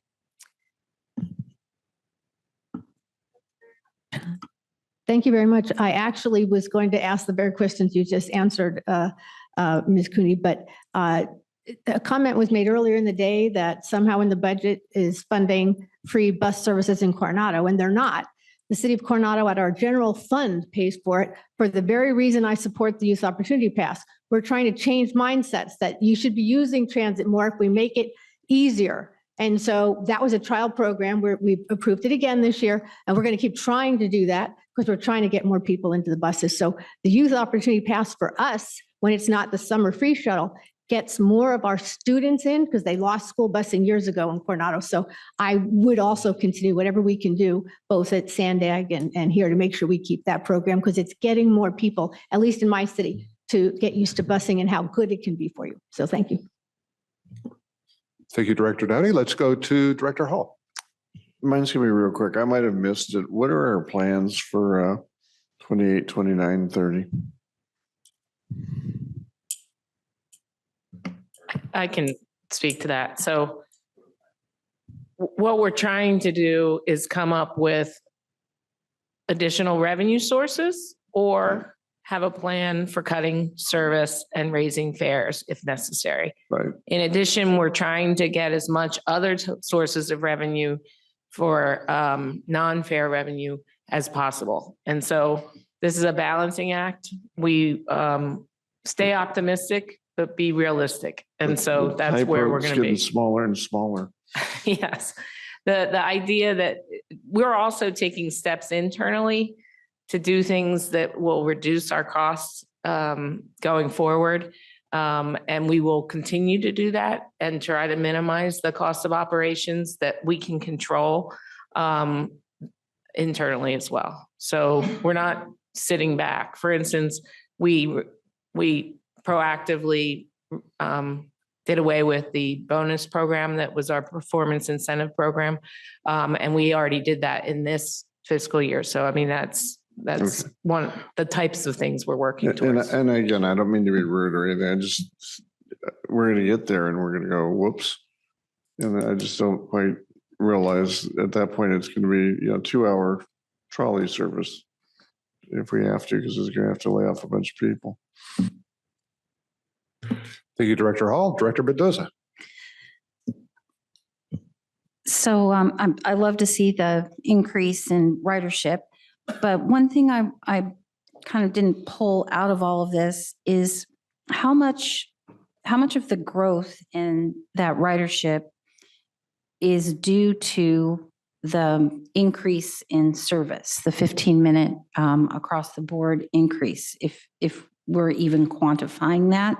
And then the second part of that is it's costing more money, I'm sure, to increase the service. If there is an increase in ridership due to the increase in service, are those two things balancing each other out? Or does the increase in fare, hopefully there's more of an increase in fare than there is an increase in operating more frequently, if all of that makes sense? Yeah, so in coming up with the forecast for the passenger revenue, so we build in that additional service through, like we use passengers per revenue mile per unit of service, and then we let those formulas play out. So we do expect, because we're increasing the service in our model, that there will be an increase in revenue due to the increase in service. However, it's always a subsidized service. Our fare box recovery is 20% or so. So we're never going to be helping the deficit generally by increasing more service. And so unfortunately, yeah, the added service does come at an added cost. And that's how it is baked into our passenger revenue numbers, through that scheduled service level. That makes sense. And if I could add to that, but we had, before the service increases, we've been seeing ridership generally increase over the last few years very steadily. And those service increases just went into place in January. And prior to that, we're seeing, continued growth in ridership all, the last few years. So it is a positive trend. It's not all based on the service that's been added. It's based on general, more people riding. Yeah, and I think you can look at everything that we've done with our ridership improvement programs, whether it's answering to our customers when they ask us for more security, if it's the cleanliness, it's making it more attractive through our beautification programs. It's allowing youth to ride for free. It's the special event services that have become so popular amongst choice riders, people who have the ability to use a car, instead they're using transit. It's the idea that finally people are looking at public transportation as a solid choice for their daily commutes. There's so many things that we could point to that we've done over the course of the last 5 years to really put us in a great position. And I have to tell you, nationally, we are one of the top in ridership recovery. And I actually was talking with the Secretary of California Department of Transportation, and he was congratulating us on how well San Diego is doing. Thank you, Director Mendoza. Let's go to Director Elo Rivera. Thank you for the thorough presentation and all the work, obviously, to bring it to this point.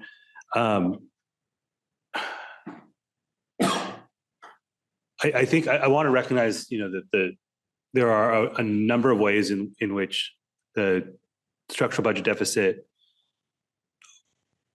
is a result of factors outside of our control. I also, though, since I've gotten here, have, as a board member, have continuously talked about what I think needs to be a much more aggressive approach to pursuing non-fare revenue. I know that we have taken some of those measures, but I have concerns that we're still not squeezing everything that we can out of those opportunities. And to Member Hall's point, that cliff is getting closer and closer. The conversations are becoming more difficult. Folks who fought long and hard to create programs that we all support and are seeing the benefits of, such as the Youth Opportunity Pass program, are growing increasingly nervous that those efforts will go to waste because of the programs ending. Have we pursued sponsorship for programs like the Youth Opportunity Pass program or the program that we have for foster youth? No, we have not pursued any sponsorship opportunities. Okay. So, and I know that staff has a ton on their plate. On your plate, you've got a lot that you're doing. But this is where I'm getting increasingly concerned and frustrated is that I think that there are opportunities to pay for some of the things that we really care about. And if we're not pursuing revenue for those things, then there's a mismatch between our actions and our words. If we say we support them, that means we need to do what we can to keep them going. And I have concerns that the actions aren't necessarily matching the words in a way that I would hope for. I also have concerns not about investing in security and safety, because all of our riders need to feel safe and secure, but the sustainability of the way that we're doing that. We've talked a bit before about investing in capital instead of simply adding more security personnel. Some of those capital investments are there's maintenance required, but they're more one-time in nature than I think the route that we're pursuing. And so I have concerns that we're adding significant costs that we're not building an off-ramp from, and we're not pursuing revenue to support the programs that are most important to us.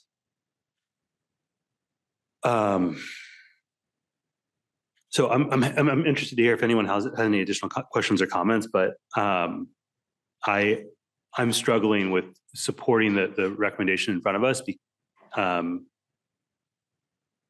because of just everything that I just explained, but primarily because I don't know that we are doing what we can to resource the system as much as it needs to be resourced to accomplish the goals that this board has.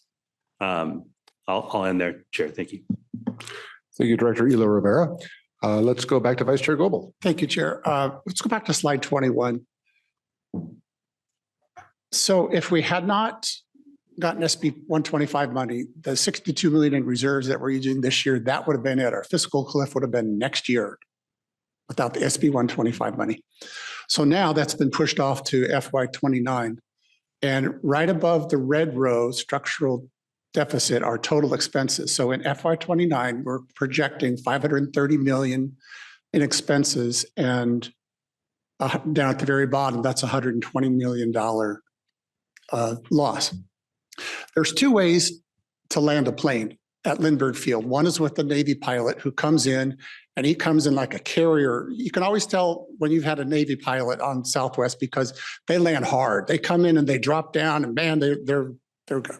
And there's other people who kind of glide in and do that. We have the same opportunity here. I guess is what my counsel is. Will we glide into this $120 million, or will it be a hard carrier landing? And that's just up to management to decide through attrition, through other things that you don't fill. That might be a way to do a soft landing. A hard landing is we're just going to stay fully staffed and continue to replenish until we hit that cliff. Everybody's in the same situation, not just us. Orange County, VTA, everybody in California, every transit agency. So we're not the only one who's looking at this. Ours is 120 million. I got to believe LA's is in the $500 million fiscal cliff for them. Will there be another SB 125? I think so. I don't think they're going to let all transit agencies collapse. Am I banking on it? No, because we can't see that far ahead. My counsel is consider the pros and cons of a soft landing versus a hard carrier landing as it comes around to fiscal 29. Thank you, Vice Chair Goebel. Further discussion on the item in front of us? Well, let me close out then by noting that with this budget, we are improving customer service even more. Last month, you may recall that we had an item in front of this board where we received a survey report that MTS customer satisfaction exceeds the national average. It has increased. It is very positive, and it is a result of the fact that in recent years, we have improved the experience for riders by improving safety and security and cleanliness and reliability. We have made the system more welcoming, more convenient, and more efficient. And with this budget, we're improving things for those riders even more. We are increasing trolley frequency. We're adding an overnight bus route between downtown and the border. And we're adding additional service levels as well. This is why more and more people are taking transit in San Diego, and why we predict even more people to take the trolley and the bus in the coming years. The challenge will be to keep this going in future years. And we've heard that from my colleagues on the board this morning. We heard that from Ms. Schumacher and Mr. Estrada and some of the other speakers this morning. And we're going to have to explore a variety of different things. I think that Director Elo Rivera's interest in adding potential sponsorships is one that will be important for us to continue to explore, and one that I think has a lot of potential. We're going to be spending a lot of time actively working to ensure that we are able to continue the improved experience for riders that we've seen in past years, that we will see in the coming year, and that we hope to bring to our riders in the years ahead. So with that, I will second the motion that was made by Director Moreno to approve the recommendation in front of us. Clerk, please call the roll. Members, please make your selections on your tablets.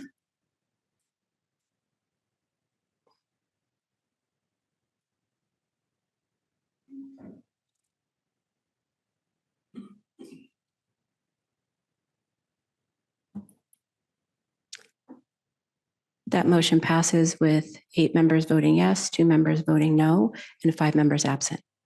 Thank you very much, Clerk. That brings us to item number 21, which is an informational item. It is the fiscal year 2025 third quarter monitoring report. And we will invite Brent Boyd and Matthew Grace to provide this presentation. Okay, good morning, everybody. Brent Boyd, Director of Planning and Scheduling. I'm here with Matt Grace, a data analyst in the planning department. And we're here for the Q3 performance monitoring report. This is in response to Board Policy 42, which is our guide for evaluating and implementing transit services and their changes. It's an adopted vision for a customer-focused, competitive, integrated, and sustainable system. And we look at it by route and route type. Demand response is our ADA paratransit, light rail is the trolley, and then bus. And there's a number of different categories within bus. Premium Express, those are the over-the-road coaches that you see on the I-15 coming in downtown San Diego. Express, the Rapids, we serve all corners of the service area. Urban Frequent, which is standard bus service that operates at 15-minute service or better. Urban Standard, which is regular bus service that operates at less frequent than every 15 minutes. Circulator, which are our neighborhood minibuses, rural services, and so on. We have a number of performance indicators, and each of those have performance targets established for us to aim to. The board receives annual and quarterly updates. Over the past few years, we have just come every 6 months, but we're going to start coming on a quarterly basis. So this is the first time that we're presenting data on just one quarter. This will be quarter 3. What you see here is a list of all of our performance targets and evaluation criteria. There's a number of statistics there, and these are all included in the attachment that you have in the board item. When we discuss the annual report at the end of the year, we'll go through all of these, but we're just going to highlight a few during this update. The ones you see bolded there: total passengers, average weekday passengers, passengers per revenue hour, on-time performance, and sub-C per passenger. But again, we have all kinds of detail in the board attachment by route type, and so on. Ridership by month, what you're looking at here is the dark blue is the ridership by month of this fiscal year in millions. And you compare that to the light blue, which is the ridership last year in millions. Over this quarter, which is January, February, and March, we've increased ridership by about 5% year over year. January, we were up about 8%, February about 3%, and March about 8%. So good signs that we're increasing ridership year over year.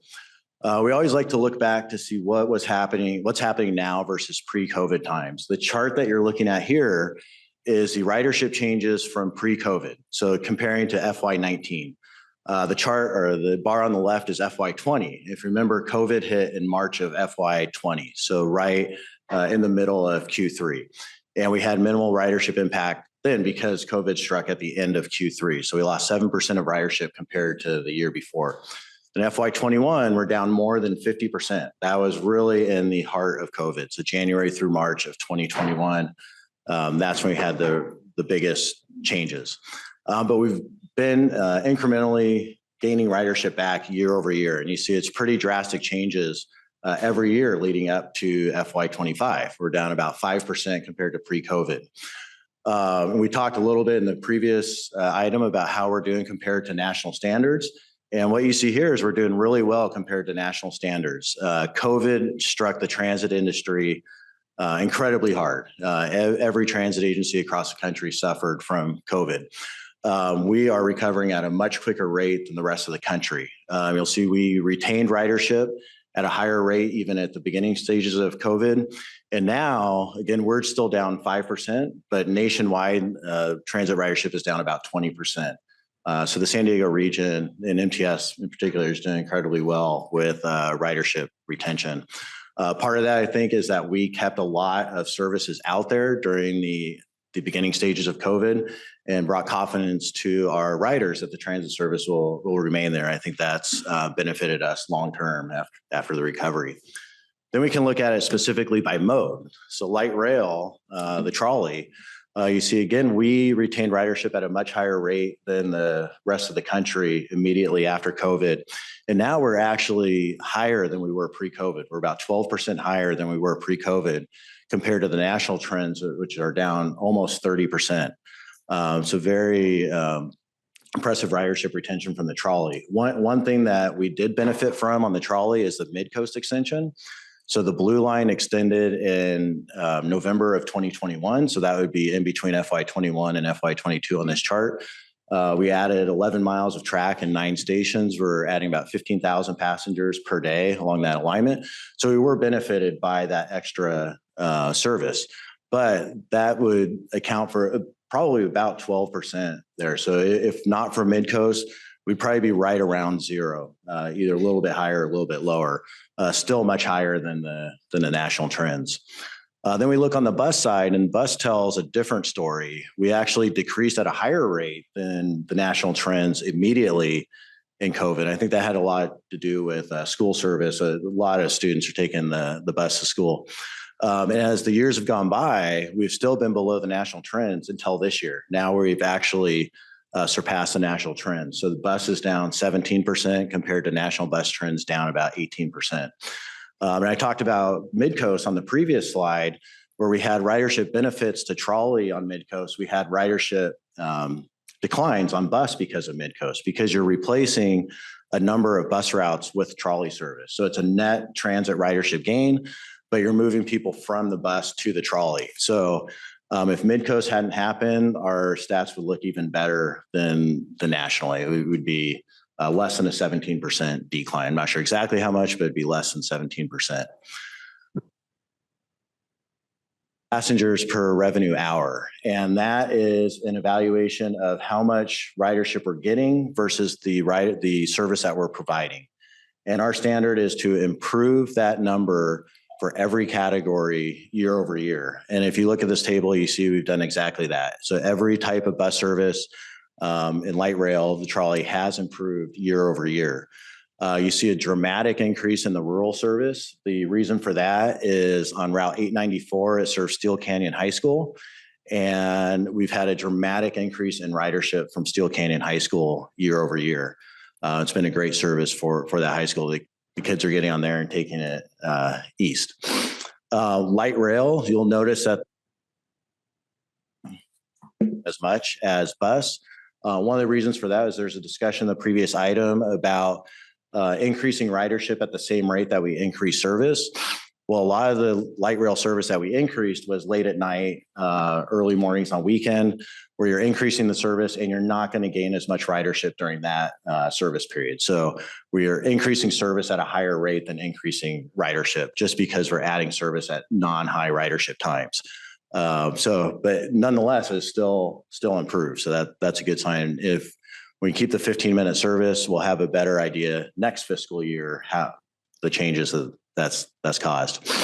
Another thing we look at is on-time performance. The goal is 85% for urban frequent. Again, that's bus services that are operating a 15-minute service or better, and rapid, and 90% for all other categories. This one, you'll notice that the top of the column is not quarter. It's based on a month and a date. And that's because we change services 3 times a year. We change schedules in January, in June, and September. And when we change schedules, you could change any number of things. You could change the time, the span, the frequency, a number of things. So you don't really want to evaluate different schedules in the same analysis. So we're comparing January of 2025.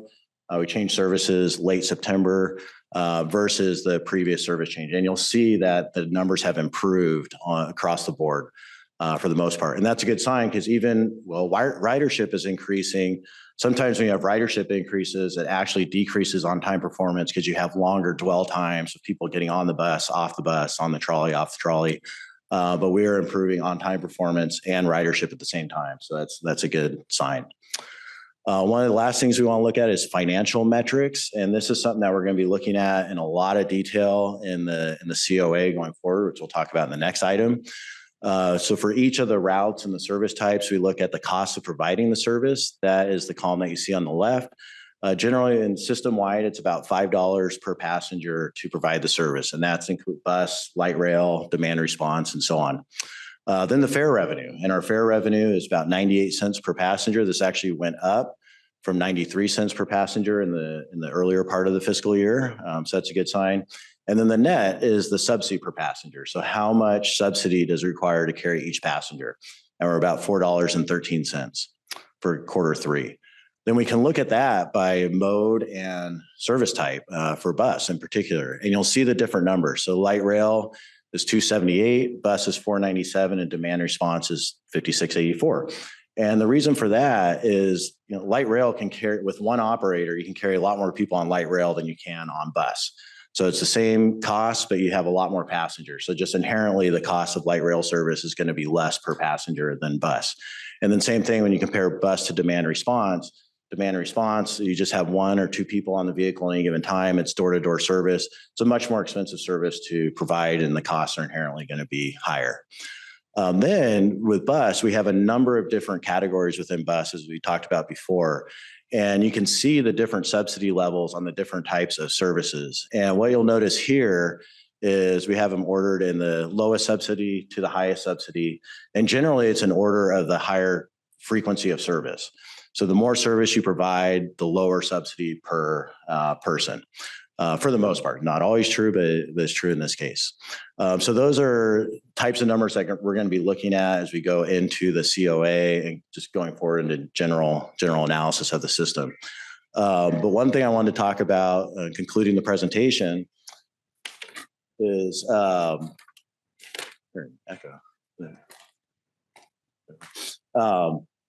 so the 413 number. What does that mean? What does that mean in terms of transit levels across the country? What it means is we are actually doing a really good job compared to other agencies in state and nationally. The data that you're looking at here is from the National Transit Database. Every transit agency in the country has to report a lot of data into the FTA, who manages the National Transit Database. And you can compare agency to agency how we're doing in a number of different metrics. So we looked at bus and light rail agencies across California. There's us, LA Metro, VTA, which is in San Jose, and Sacramento RTD. And you see where we stand in relation to other agencies throughout California, much lower numbers, about half of LA Metro and much lower than VTA and Sacramento RTD. We can look at this nationally as well, and I would imagine that our numbers are similarly ranked nationally. So just want to give kind of a perspective of the numbers, what we're looking at. And that's the last slide of the presentation. I'm happy to answer any questions or comments. Thank you. Clerk, do we have any public comment on this item? Chair, we do. Alex Wong, please unmute yourself. Thank you for that presentation. It is very encouraging to see MTS ridership increase year after year and just be really one of the superstars in terms of ridership recovery. It's also encouraging to see that in the recent ridership satisfaction survey, that a lot of riders said that, yes, we are increasingly pleased with MTS's performance. At the same time, let's not get complacent, right? Because I think there's a kind of a danger here. If we see that a lot of passengers are satisfied, for example, with frequency, then we're going to be like, oh, no, passengers are already satisfied with frequency. Why increase frequency? Well, consider this, right? Because frequency isn't simply about convenience. Frequency, especially increasing frequency on the trolley, is also about enhancing safety. Because most crimes on the trolley system don't happen on board the trolleys themselves. They happen at the stations. And so if you can really increase frequency on the trolley, which I know that we already have, and that's great. But if we can increase frequency further, especially during those peak hours, we not only alleviate overcrowding, we also can make people feel a lot safer because they don't have to wait at the places where most crimes happen. The other thing too is that we also have to consider not only what makes passengers satisfied currently, but also why people who don't currently take transits, why they avoid the trolley. It's probably not because the trolley is too expensive, because everyone knows that the trolley and the bus is really a lot cheaper than driving alone. It's probably because the trolley and the bus aren't fast enough, they aren't frequent enough, they aren't reliable enough for people to get to work. And to that end, the very first thing that we can do, I know it's kind of hard because it's a tight budget, but the very first thing that we can do is really just to increase frequencies on the busiest transit routes. That, of course, means all free trolley routes and just the busiest bus routes. Thank you. Next, we have Marco Espinoza. Please unmute yourself. Hello, good morning, Marco Espinoza. I want to thank you for the presentation. It was very good. The question labeled cost per rider, rail versus bus, and that it's more efficient and cost effective and economical for rail. I believe it. I mean, 1,000%. I'm a big proponent and fan of rail. Want to get the blue line off the ground, either into the air or underground in the South Bay, whatever. Yes, no, underground's expensive. Everything's always expensive. There's a finite amount of surface area to work with. So, and I'm tired of waiting on Palomar Street. So, the electric buses, yes, whatever. I know it's probably a capital improvement project. I think I heard someone say it earlier, the coming state mandate, but I do like the electric buses, I will say. They're far more comfortable. The chairs, they don't make as much noise. Like it's better for the community, noise pollution. Anyways, so whatever you can in that area, in that respect. Also, per the trolleys, one day, hopefully, we can be like Coaster and have a double decker. If we could have sort of like on their second floor, I know on the Coaster, they have like tables and like 4 chairs around. It completely changes the atmosphere of the ride, and it greatly improves user satisfaction. So I would say that because there's so much added to the community and to what a table provides. Thank you very much. Chair, that concludes public comment. Thank you, Clerk. That concludes public comment on that item. We will open the board discussion on this item. It is an informational item, so no motion is necessary on this item. I will thank you very much for the presentation. And let me also say congratulations to all MTS employees for the strong performance of the system. Certainly relative to what other transit agencies have been experiencing. All right, let's move ahead then to item 22, which is a contract award for a comprehensive operational analysis. Mr. Boyd is going to stay with us along with Brianna Diaz to present this item. Okay, thank you. Good morning again. Brent Boyd, Director of Planning and Scheduling with MTS. I'm here, Brianna Diaz, Procurement Specialist. And we're here to talk about the Comprehensive Operational Analysis Contract Award and hopefully approve that award. Again, the COA, we've talked about this a couple times at the board meetings and at the EC. It's a project that really features an examination, evaluation of the transit system to determine where improvements should be made to make transit service more effective and efficient. This is a tool that many transit agencies use throughout the country when you want to reevaluate the services that you're providing. We've done a couple of them over the last several years as well, and where you think it's time to do a new one given the budget discussions that we've been having over the last several months and earlier today. So what is a COA? It's an analysis of current and potential ridership, travel patterns, demographics. There's been a lot of changes with demographics and current in land use since COVID, so we want to look at that. Operating costs and performance in relation to Board Policy 42, which we talked a lot about in the previous item. Ultimately, a result in recommendations for changes to the transit network to improve productivity and availability under realistic funding scenarios. We'll talk about that later. The goals of the COA, again, develop strategies to address current travel demand with projected funding levels, which again, we'll talk about in a second. Integrate with the region's current and future multimodal transportation system with NCTD, with the coaster, road network, and so on, bike network. Realign existing services and operational frequency and span of services based on proposed service strategies. Develop phasing plans and implementation programs to support those service plans, and ensure that community input is considered throughout the study.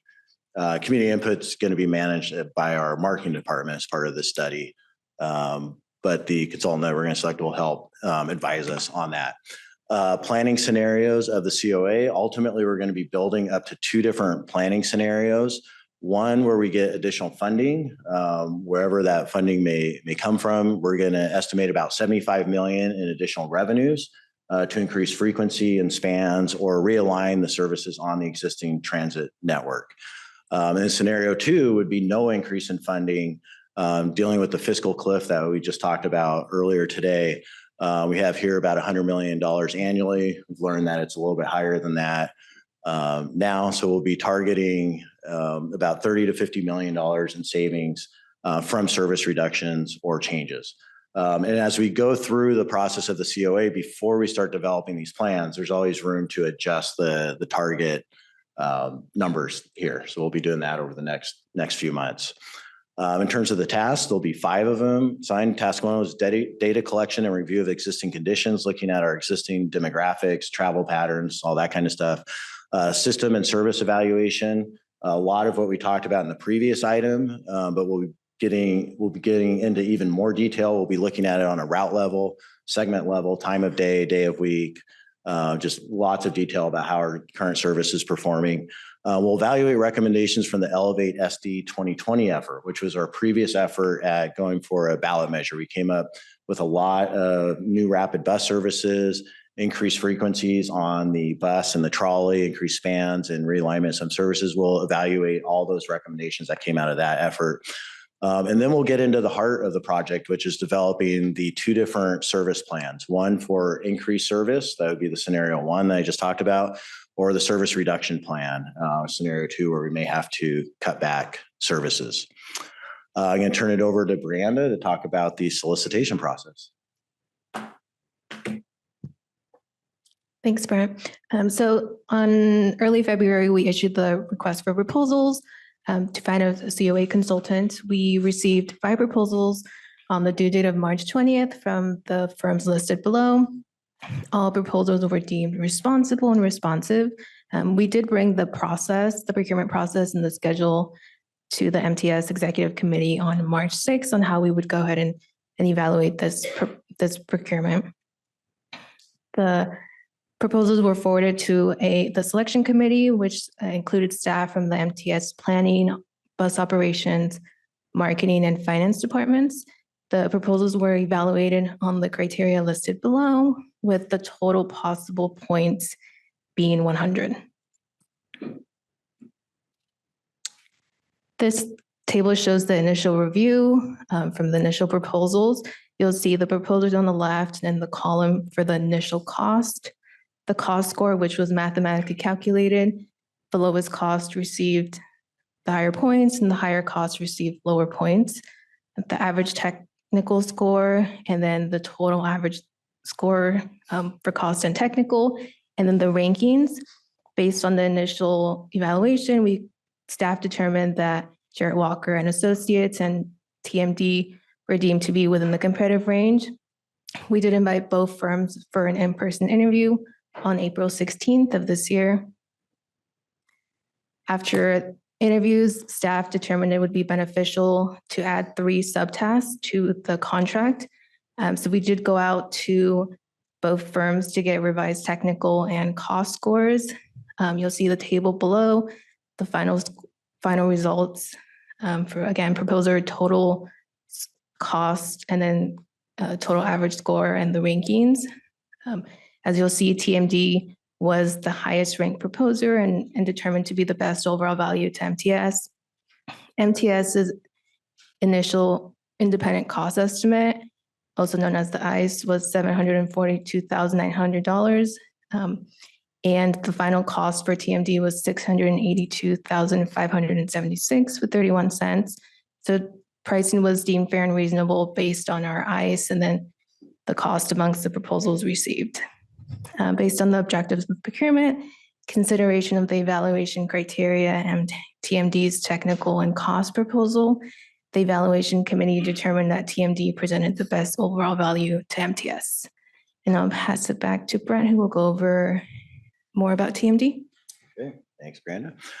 So TMD, they are a firm based in Carlsbad. So they're local, and they've done a lot of work in Southern California, and San Diego specifically, which I'll talk about in a second. But you see on the map here where else they've done work. They've done work all over the country. They're a relatively small firm whose focus is on transit optimization and planning. So their base work is projects similar to COAs.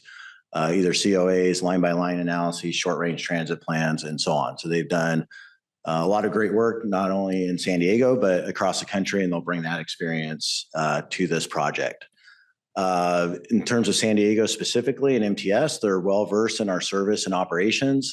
They've assisted us in many important efforts, including the original COA in 2006, the transit optimization plan in 2017, they built the Elevate SD 2020 ballot measure efforts, and they are currently on contract for the insourcing study. So based on those, they have a real good experience and knowledge of our existing service and our internal operations. In terms of the TMD staff, we have 2 of them present here today. Melissa Sather, who will be the project manager. She's the executive vice president of TMD. She was a project manager of the Elevate 2020 efforts. She designed the service changes as part of the transit optimization plan, has managed COAs across the country, LA, Orange County, Nashville, New York, and others. And then Russ Chisholm, who I think is probably familiar with a lot of you folks here. He's the project principal. He has over 4 decades of experience. He's managed over 150 transit network redesign and implementation projects across the country, and over 50 projects for MTS, SANDAG, and NCTD. And they're both here in case you have any questions for them specifically. Then we have a sub, which is DB ECO North America. They're actually a subsidiary of Deutsche Bahn, who's the rail operator in Germany. And they'll bring their global expertise in service planning, operations, infrastructure management, and so on to the project. Key is they'll be the lead of task 3, which will evaluate the Elevate SD 2020 project recommendations. Those were developed initially by TMD, and TMD brought in the sub to, among other things, but to specifically evaluate those projects. So we'll get a set of fresh eyes on those recommendations. So we thought that was important that we had a set of fresh eyes on those recommendations and to reevaluate them.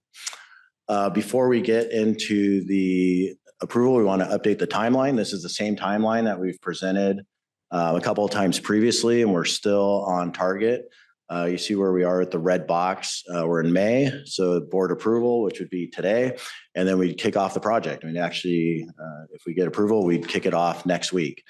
The initial tasks will take place over the summer, early fall, and that'll be the data collection, existing conditions, the system and service evaluation, and the evaluation of the previous plans. And then we'll get into the development of the service plans. First off, we'll look at the service increases. So that'd be scenario one that I talked about earlier. That'll take place over the winter, basically finishing up early 2026. We'll bring that to the board. We'll bring it to the board several times. And then once we develop that plan, we'll start developing the plan as if we're not getting any additional revenues. And we'll have that plan ready to go by fall of next year. And then we'll have the key critical timeline of November of next year, where we'll know if we're getting additional funding or we need to prepare for service cuts, and we can implement either of the changes. I will say there's 10 board presentations included in the scope of work, whether board or EC or the ad hoc committee, could be any of those. So you'll get substantial updates as we go through the progress. And that concludes the presentation, except for the staff recommendation that the board of directors authorize the CEO to execute the contract with TMD, DBE for comprehensive operational analysis for a 2-year period, in the amount of $682,576.31. I think it's important to highlight that we are going to have this be a board-driven process. And so we will be holding a board workshop. And what's the timing on that? We're looking at late summer, early fall. Okay, thank you. Thank you both. Clerk, do we have any public comment on this item? We do. Alex Wong, please unmute yourself now. In addition to, we should stretch every operating dollar through this comprehensive operations analysis and by optimizing our bus network, which in 2022 suffered widespread frequency cuts due to driver shortages. MTS unfortunately concentrated service cuts among frequent routes, believing that canceling 1 bus per hour would be less impactful on routes with 15-minute frequencies than on routes with 30-minute frequencies. However, because frequent routes had the highest ridership, MTS's approach actually maximized impacts, especially to dense, low-income communities. Therefore, when service cuts are inevitable, they should be concentrated among lower ridership routes to preserve frequency on high ridership routes. That's what Jarrett Walker did with Miami's bus network redesign.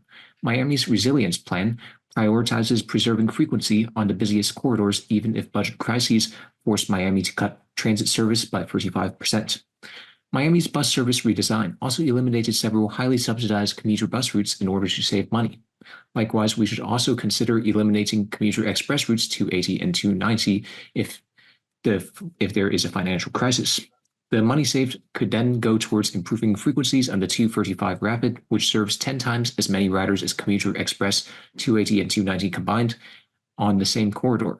Such a move would also be very equitable because the more affordable 235 serves a lower income, more transit-dependent clientele than the more premium priced 280 and 290.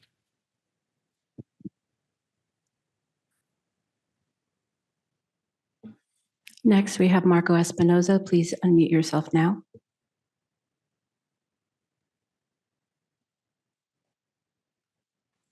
Hello, Marco Espinoza. I remember there's a plot in downtown.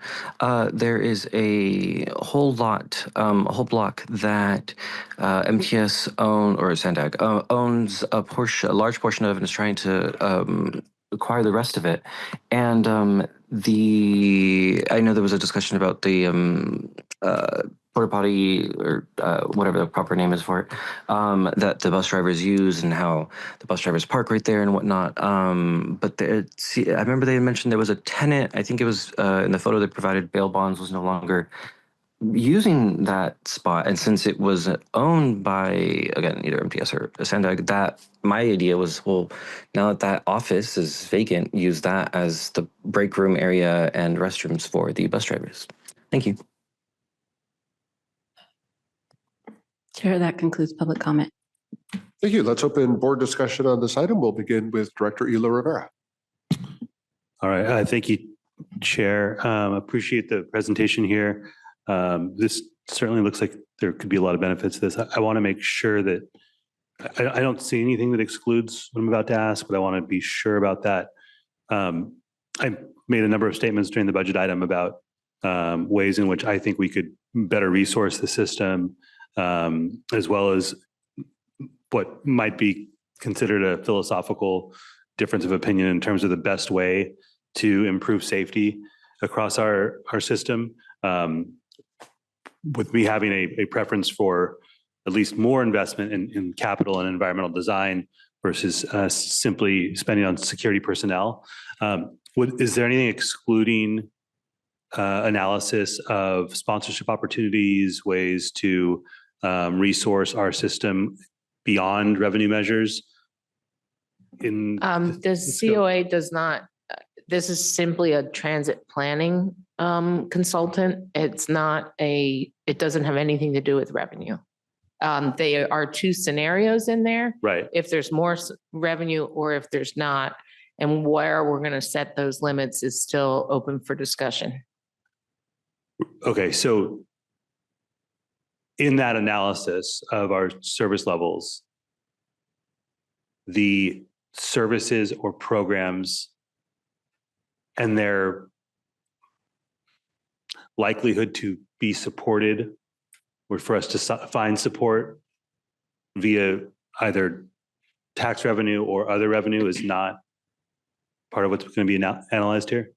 Not in this study at all. Okay, and how about operational considerations such as how we improve safety across the network? That is not part of this scope of work. This is strictly to look at the actual network itself to determine what would be optimal given whatever revenue we are looking at. So yeah, I guess what I'm having a hard time separating those two things. I understand that we're having a different discussion about how to secure revenue, but whether or not the system that we're running is one that is likely to generate revenue that can support it feels relevant to me. So I guess I could say that the outcome of the COA will be one tool in the toolbox for this board to determine how to budget. So what you're focusing on are other things that relate to service quality, as well as revenue streams. And those are separate tools in that toolbox.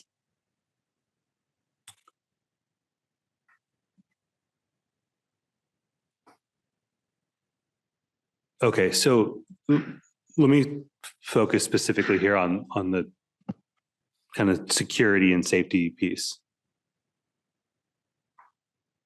Would it be helpful if we pulled up a specific slide? Well, yeah, I mean, I guess I'm looking at something like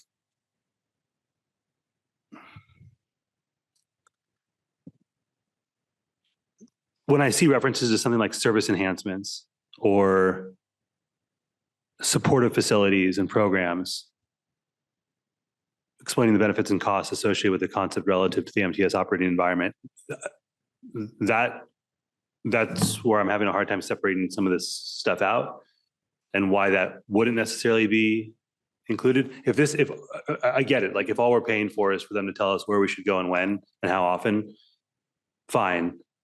It just feels, and I get it that this is just one tool in the toolbox, but like where we should go when, why, and how often, making that decision in a vacuum is something that I would struggle with and want to make sure we're getting everything that we possibly can from this contract that we're entering into. So if we're going to get that sort of information elsewhere, understood, I just also want to make sure that we're looking at the big picture to the greatest extent possible. I will clarify, in the scope of work, there is the identified transit supportive facilities and programs that could either exist or will be developed over the next 5 years. And that would include advanced technology, transportation demand management, stop and station enhancements, not necessarily security related, but stop and station enhancements, and then ZEV. So those are some of the other things that will be looked at as part of the project. And that is that in the scenario that where we had additional revenue? It'll be in both scenarios. It'll be in both scenarios. Okay.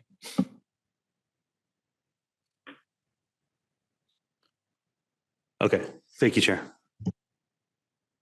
And I believe we do have representatives here from the proposed contractor.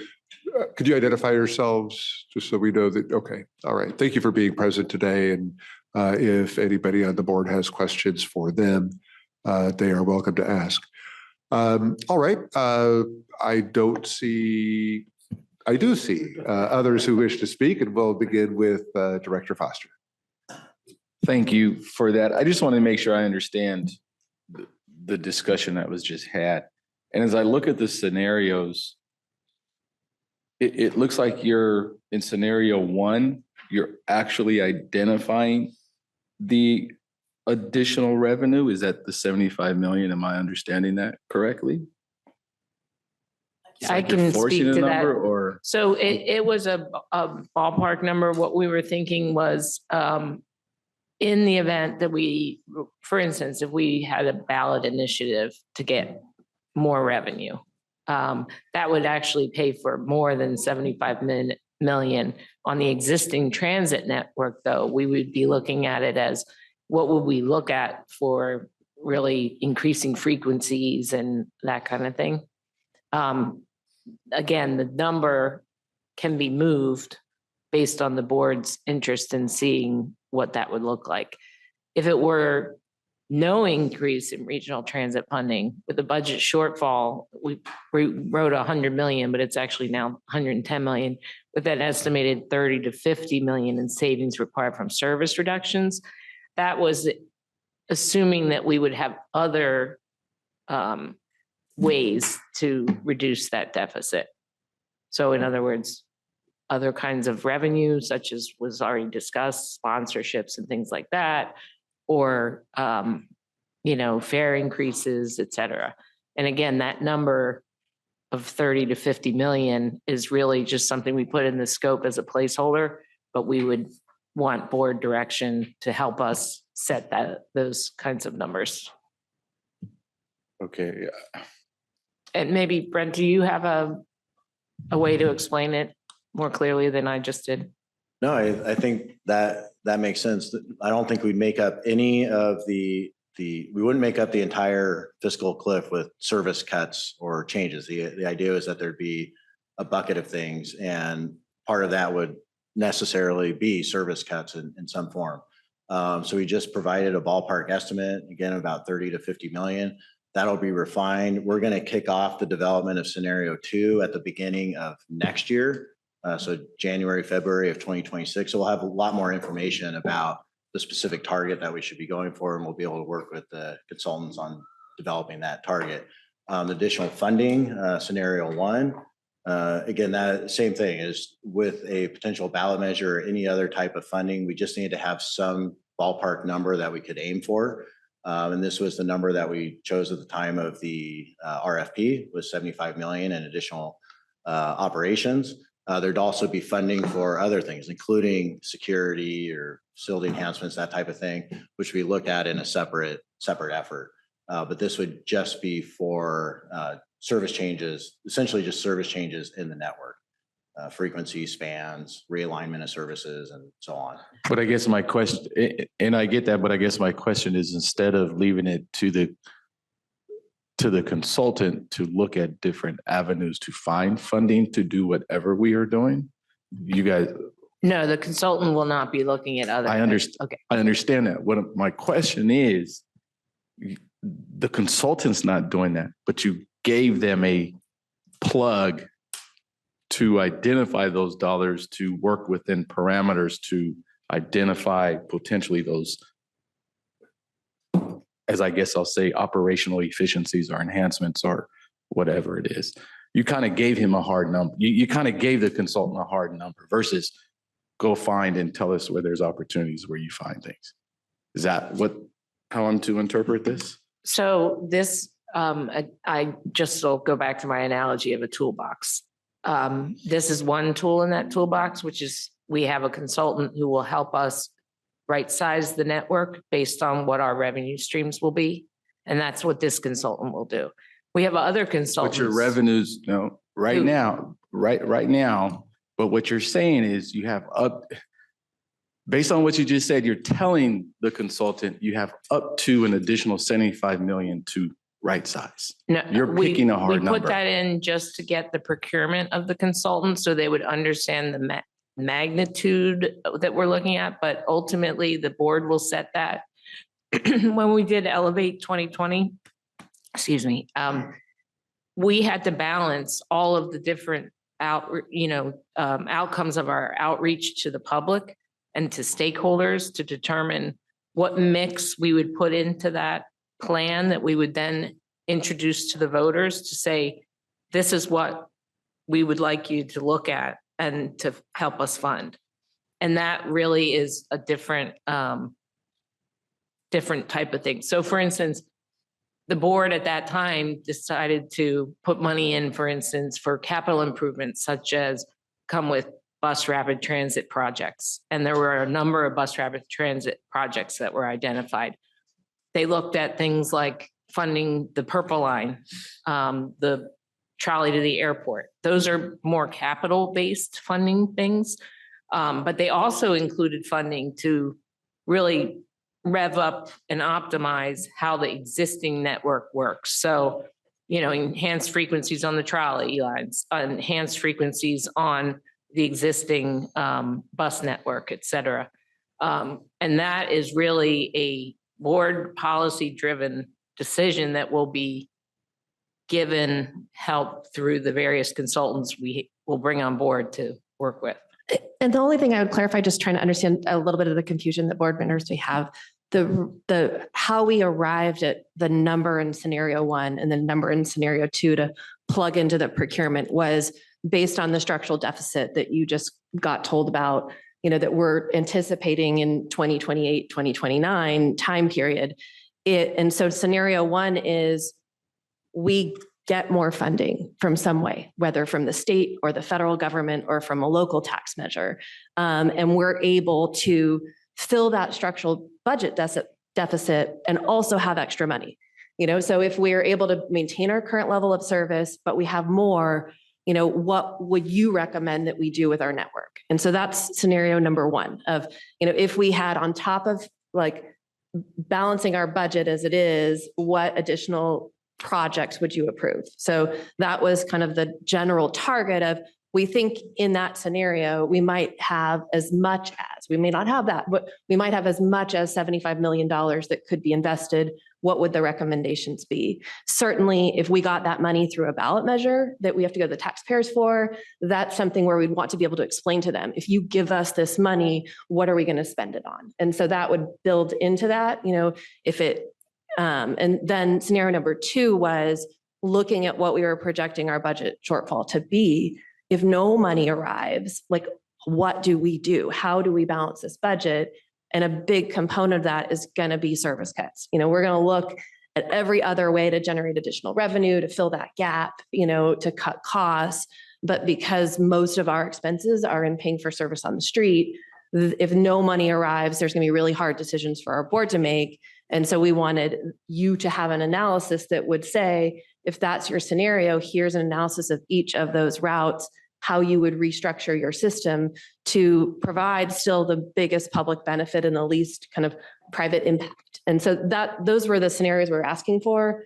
Obviously, we may not get best case of scenario 1, we may not get worst case of scenario 2, but we think the analysis that they provide would give us and the board the information to be making those decisions. Meanwhile, we're looking at how can we do the other side of how can we cut expenses that aren't related to service? How can we raise revenue in other ways? And so those will be concurrent efforts that we'll be putting together the data of when it's time for the board to make those really hard decisions. We want you to have each of those data sets to make those decisions.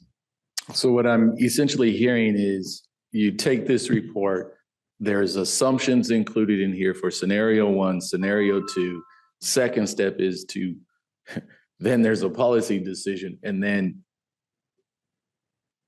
I don't know the right person. I'm gonna say you, Sharon, will go out and look at how we fill that $75 million pot, whether it's a ballot measure, whether it's chasing additional revenues, whatever the case it may be, to get us whole and where we need to go in regards to the services we are looking to provide. Is that accurate? Yes. But I will say, I know it's not exactly clean. You know, it's not one or it's multiple things that are going to be happening at the same time. We have a very robust public participation plan in this process, and that could drive how these numbers could shift in the process of the planning effort. We're doing polling to see what people believe about the system and how it could be best improved. That could influence those numbers. Oh, and I understand it's a moving target based on process and outcomes. Yeah. What I'm trying to make sure I understand is what was said earlier by my colleague. Seems to be a constant ask of, let's make sure we are trying to maximize opportunities for increasing revenue, where I'm getting the impression that hasn't happened. What my concern is, I don't want to be here next year and we have seen no movement from staff on approaching those additional revenues, right? So I just want to make sure whatever this is, right? We're going through, we have numbers plugged in here, an assumption of 75 million, but there needs to be an active process concurrently to make sure that we are addressing feedback from the board, that you are also out looking at how to maximize revenue opportunities, right? That's where I want to be clear on. Because my goal is not to keep coming back to this board every day, every month, every year saying, can we look at increasing revenues? As we're looking at a fiscal cliff in 29. Does that make sense? Yes, it does. Okay, so the answer to the question is yes, you're going to be running it concurrently as we are going through this process, but you are going to continue to look at revenues based on the feedback that has consistently been coming from this board. Yes. Okay, very good. Thank you. Thank you, Director Foster. Director Hall. So I'd like to hear from Russ and Melinda or Melissa. Come on up to the mic. I remember I did a presentation at a condo association and I had to sit through their whole board meeting first. And by the time I was ready to give that presentation, I almost walked out of the room because you hear all the things you just heard and you go, oh my God. So what do you think about what Henry and Sean said and what the board has been talking about? Feel free to jump in. Having been doing this for some 40 years now, transit goes in cycles.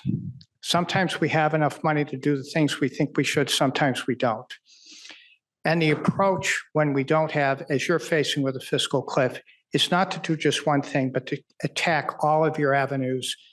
On the one hand, you want to make sure you're getting absolute best value from the money you're spending today. And second, you want to explore all the other opportunities that are out there for increased revenues. And they're not mutually exclusive. You're going to do both, and they're going to extend well beyond the work that's planned here for the COA.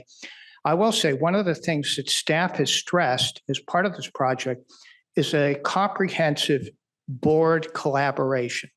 When we did the original COA, one of the hallmarks was working very closely with the full board and also kind of an ad hoc committee of the board, as well as local stakeholders, to make sure that we're reflecting the values of the board, the goals of the board, the expectations of the board, and at the same time, listening to the community, listening to the current riders, listening to the stakeholders.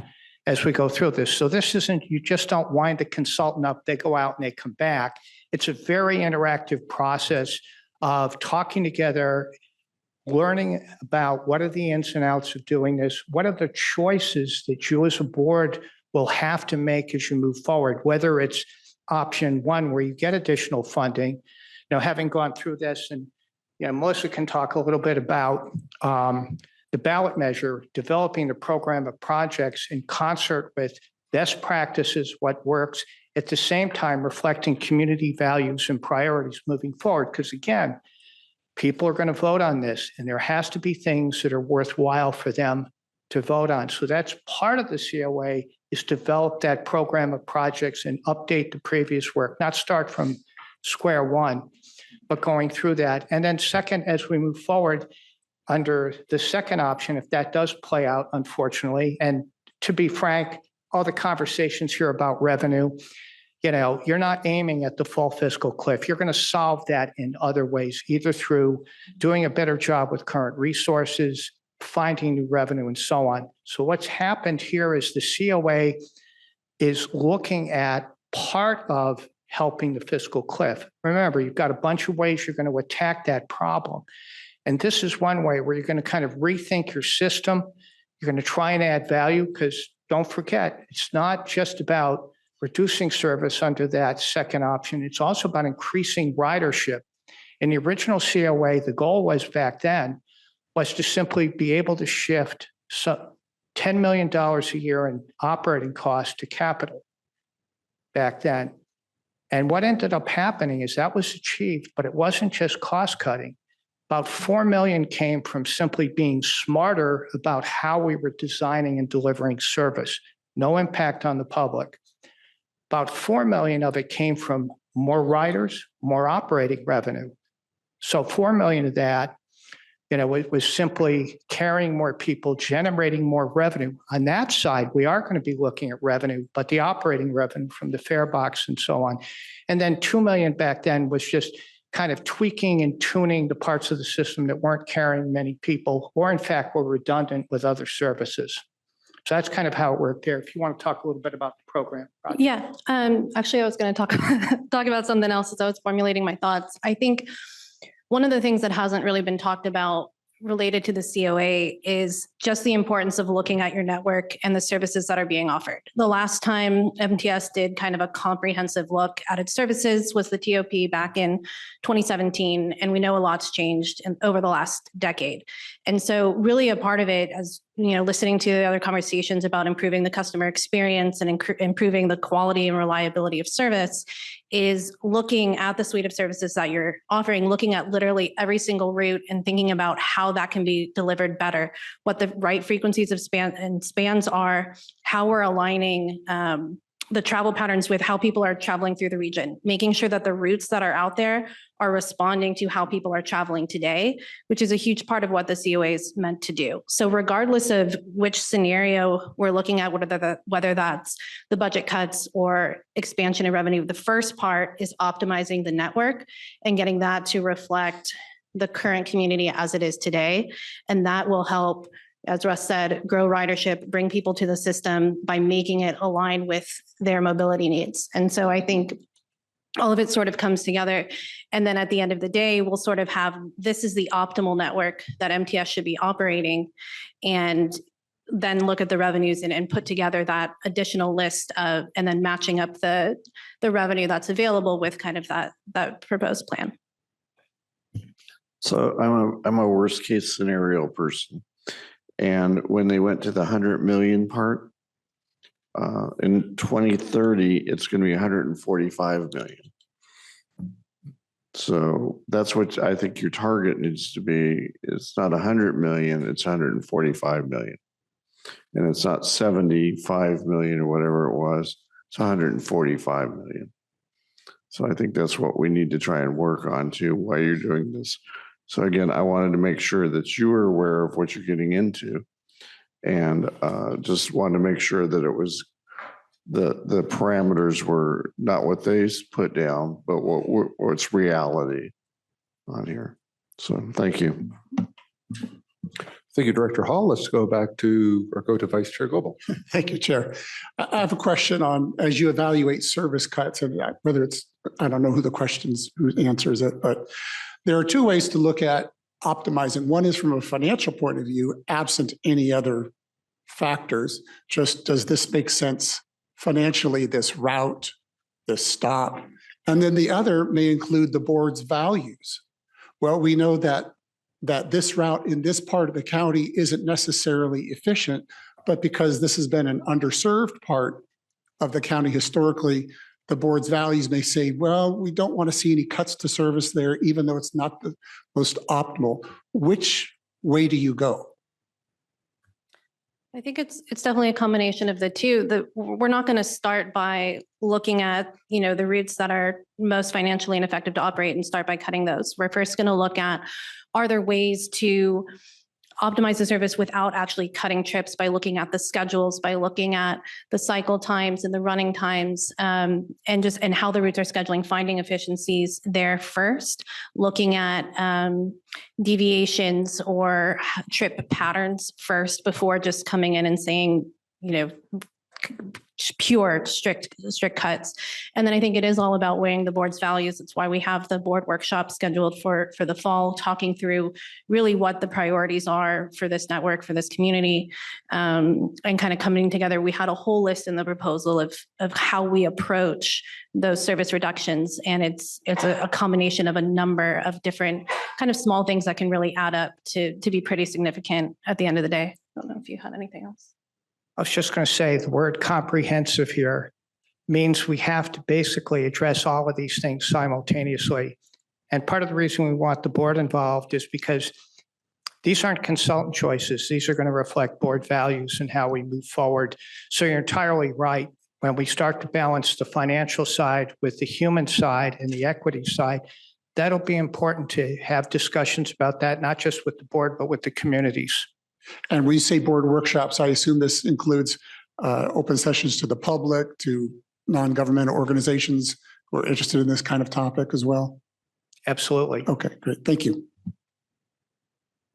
Thank you, Vice Chair Goebel. Let's go back to Director Hall. I'll make a motion to approve. Okay. We have a motion to approve the staff recommendation. Let me just, before you leave, ask one follow-up question, and that is one of the things that's going to be occurring here is seeking community input. How does community input inform the product that you'll be producing? I mean, every COA we do has an extensive public input. We start with kind of gathering information on what the community priorities are. We want to know if that's, frequency, span of service, and it really is different in every single community what those priorities are. And then we take that input and use it to inform the plan, whether that's on a route level basis or community level basis. If, community, something for them is prioritizing shopping, shopping trips, maybe that's creating circulators that help with, traveling within that community. If the community's focus is on commute, figuring out those travel patterns. So I'd say it's very, the public input directly impacts the plans that we develop. And And at the end of the day, what you're producing are recommendations on routes and frequency. Yes. And that is what's going to be informed by the public input that you receive. Yeah. So the ultimate plan is primarily going to be focused on the route alignments, the route frequencies, and the route spans, and putting a plan together for what that's the overall service package looks like. Okay. Thank you very much for being here and for taking our questions. I am happy to second the motion. Seeing no further board discussion, clerk, please call the roll. Members, please make your selections on your tablets.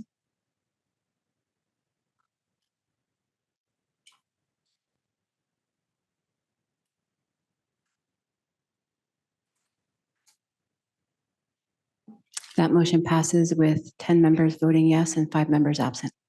Thank you, clerk.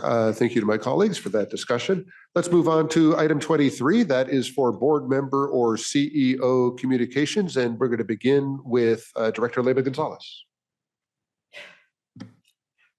Thank you, Chair. I'd just like to personally thank the outreach team from MTS for attending the 4th annual career fair at Mar Vista High School a couple weeks ago. It was a great event, and hopefully from that event, we could obtain some new, fresh MTS employees. Thank you very much. Thank you, Director Leyva Gonzalez. Let's go to Vice Chair Goebel. Thank you, Chair. The City of El Cajon received a 2-year grant from Sandag on microtransit. It is in operation now. It is called Via San Diego. There's an app, Via San Diego, and it's point to point anywhere in the city for $2.50. So this is a great microtransit solution to get from your home to a bus stop, from your home to a trolley station. This is one of the great things that we need to make things come together in terms of transit options.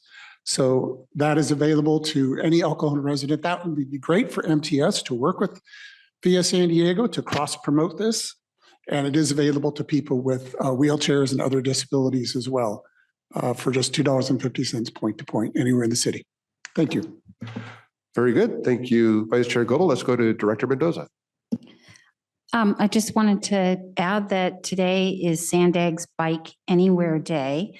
And in my younger days, I would have rode all the way from Lemon Grove here to MTS. But I did today ride my bike from my house 1.5 miles to the closest MTS station in downtown Lemon Grove. And then I took the trolley here. While I was at the station, I noticed there were 4 other people who had ridden their bike to the station to get onto MTS with their bicycles. And I asked each one of them, they weren't aware of the Bike Anywhere Day. They told me they ride their bike every day to the station and then take the trolley downtown. So my point is, it's really good to see that there are people, using a combination of bicycle and MTS transport to get around. That is very good to see. Thank you for sharing that, Director Mendoza. Let's go to our CEO. Yes, I just wanted to bring to your attention that we have a change in the clerk positions here at MTS. Joanne Delgado is our deputy clerk of the board and our general counsel's assistant. She expertly handled today's meeting for us. And then our new clerk of the board as of today is Lucia Mansour, who is also my new executive assistant. And she comes to us she was with the finance department before, and you've seen her clerk the budget development committee, as well as this board meeting earlier this year. So I just wanted to highlight that. And then Diana Hernandez, if anybody has been to the Accessible Services Advisory Committee, she expertly handles clerking that particular committee. And she works in our contract services department at Bus Operations. So you'll be seeing their faces a lot more as we move forward this year.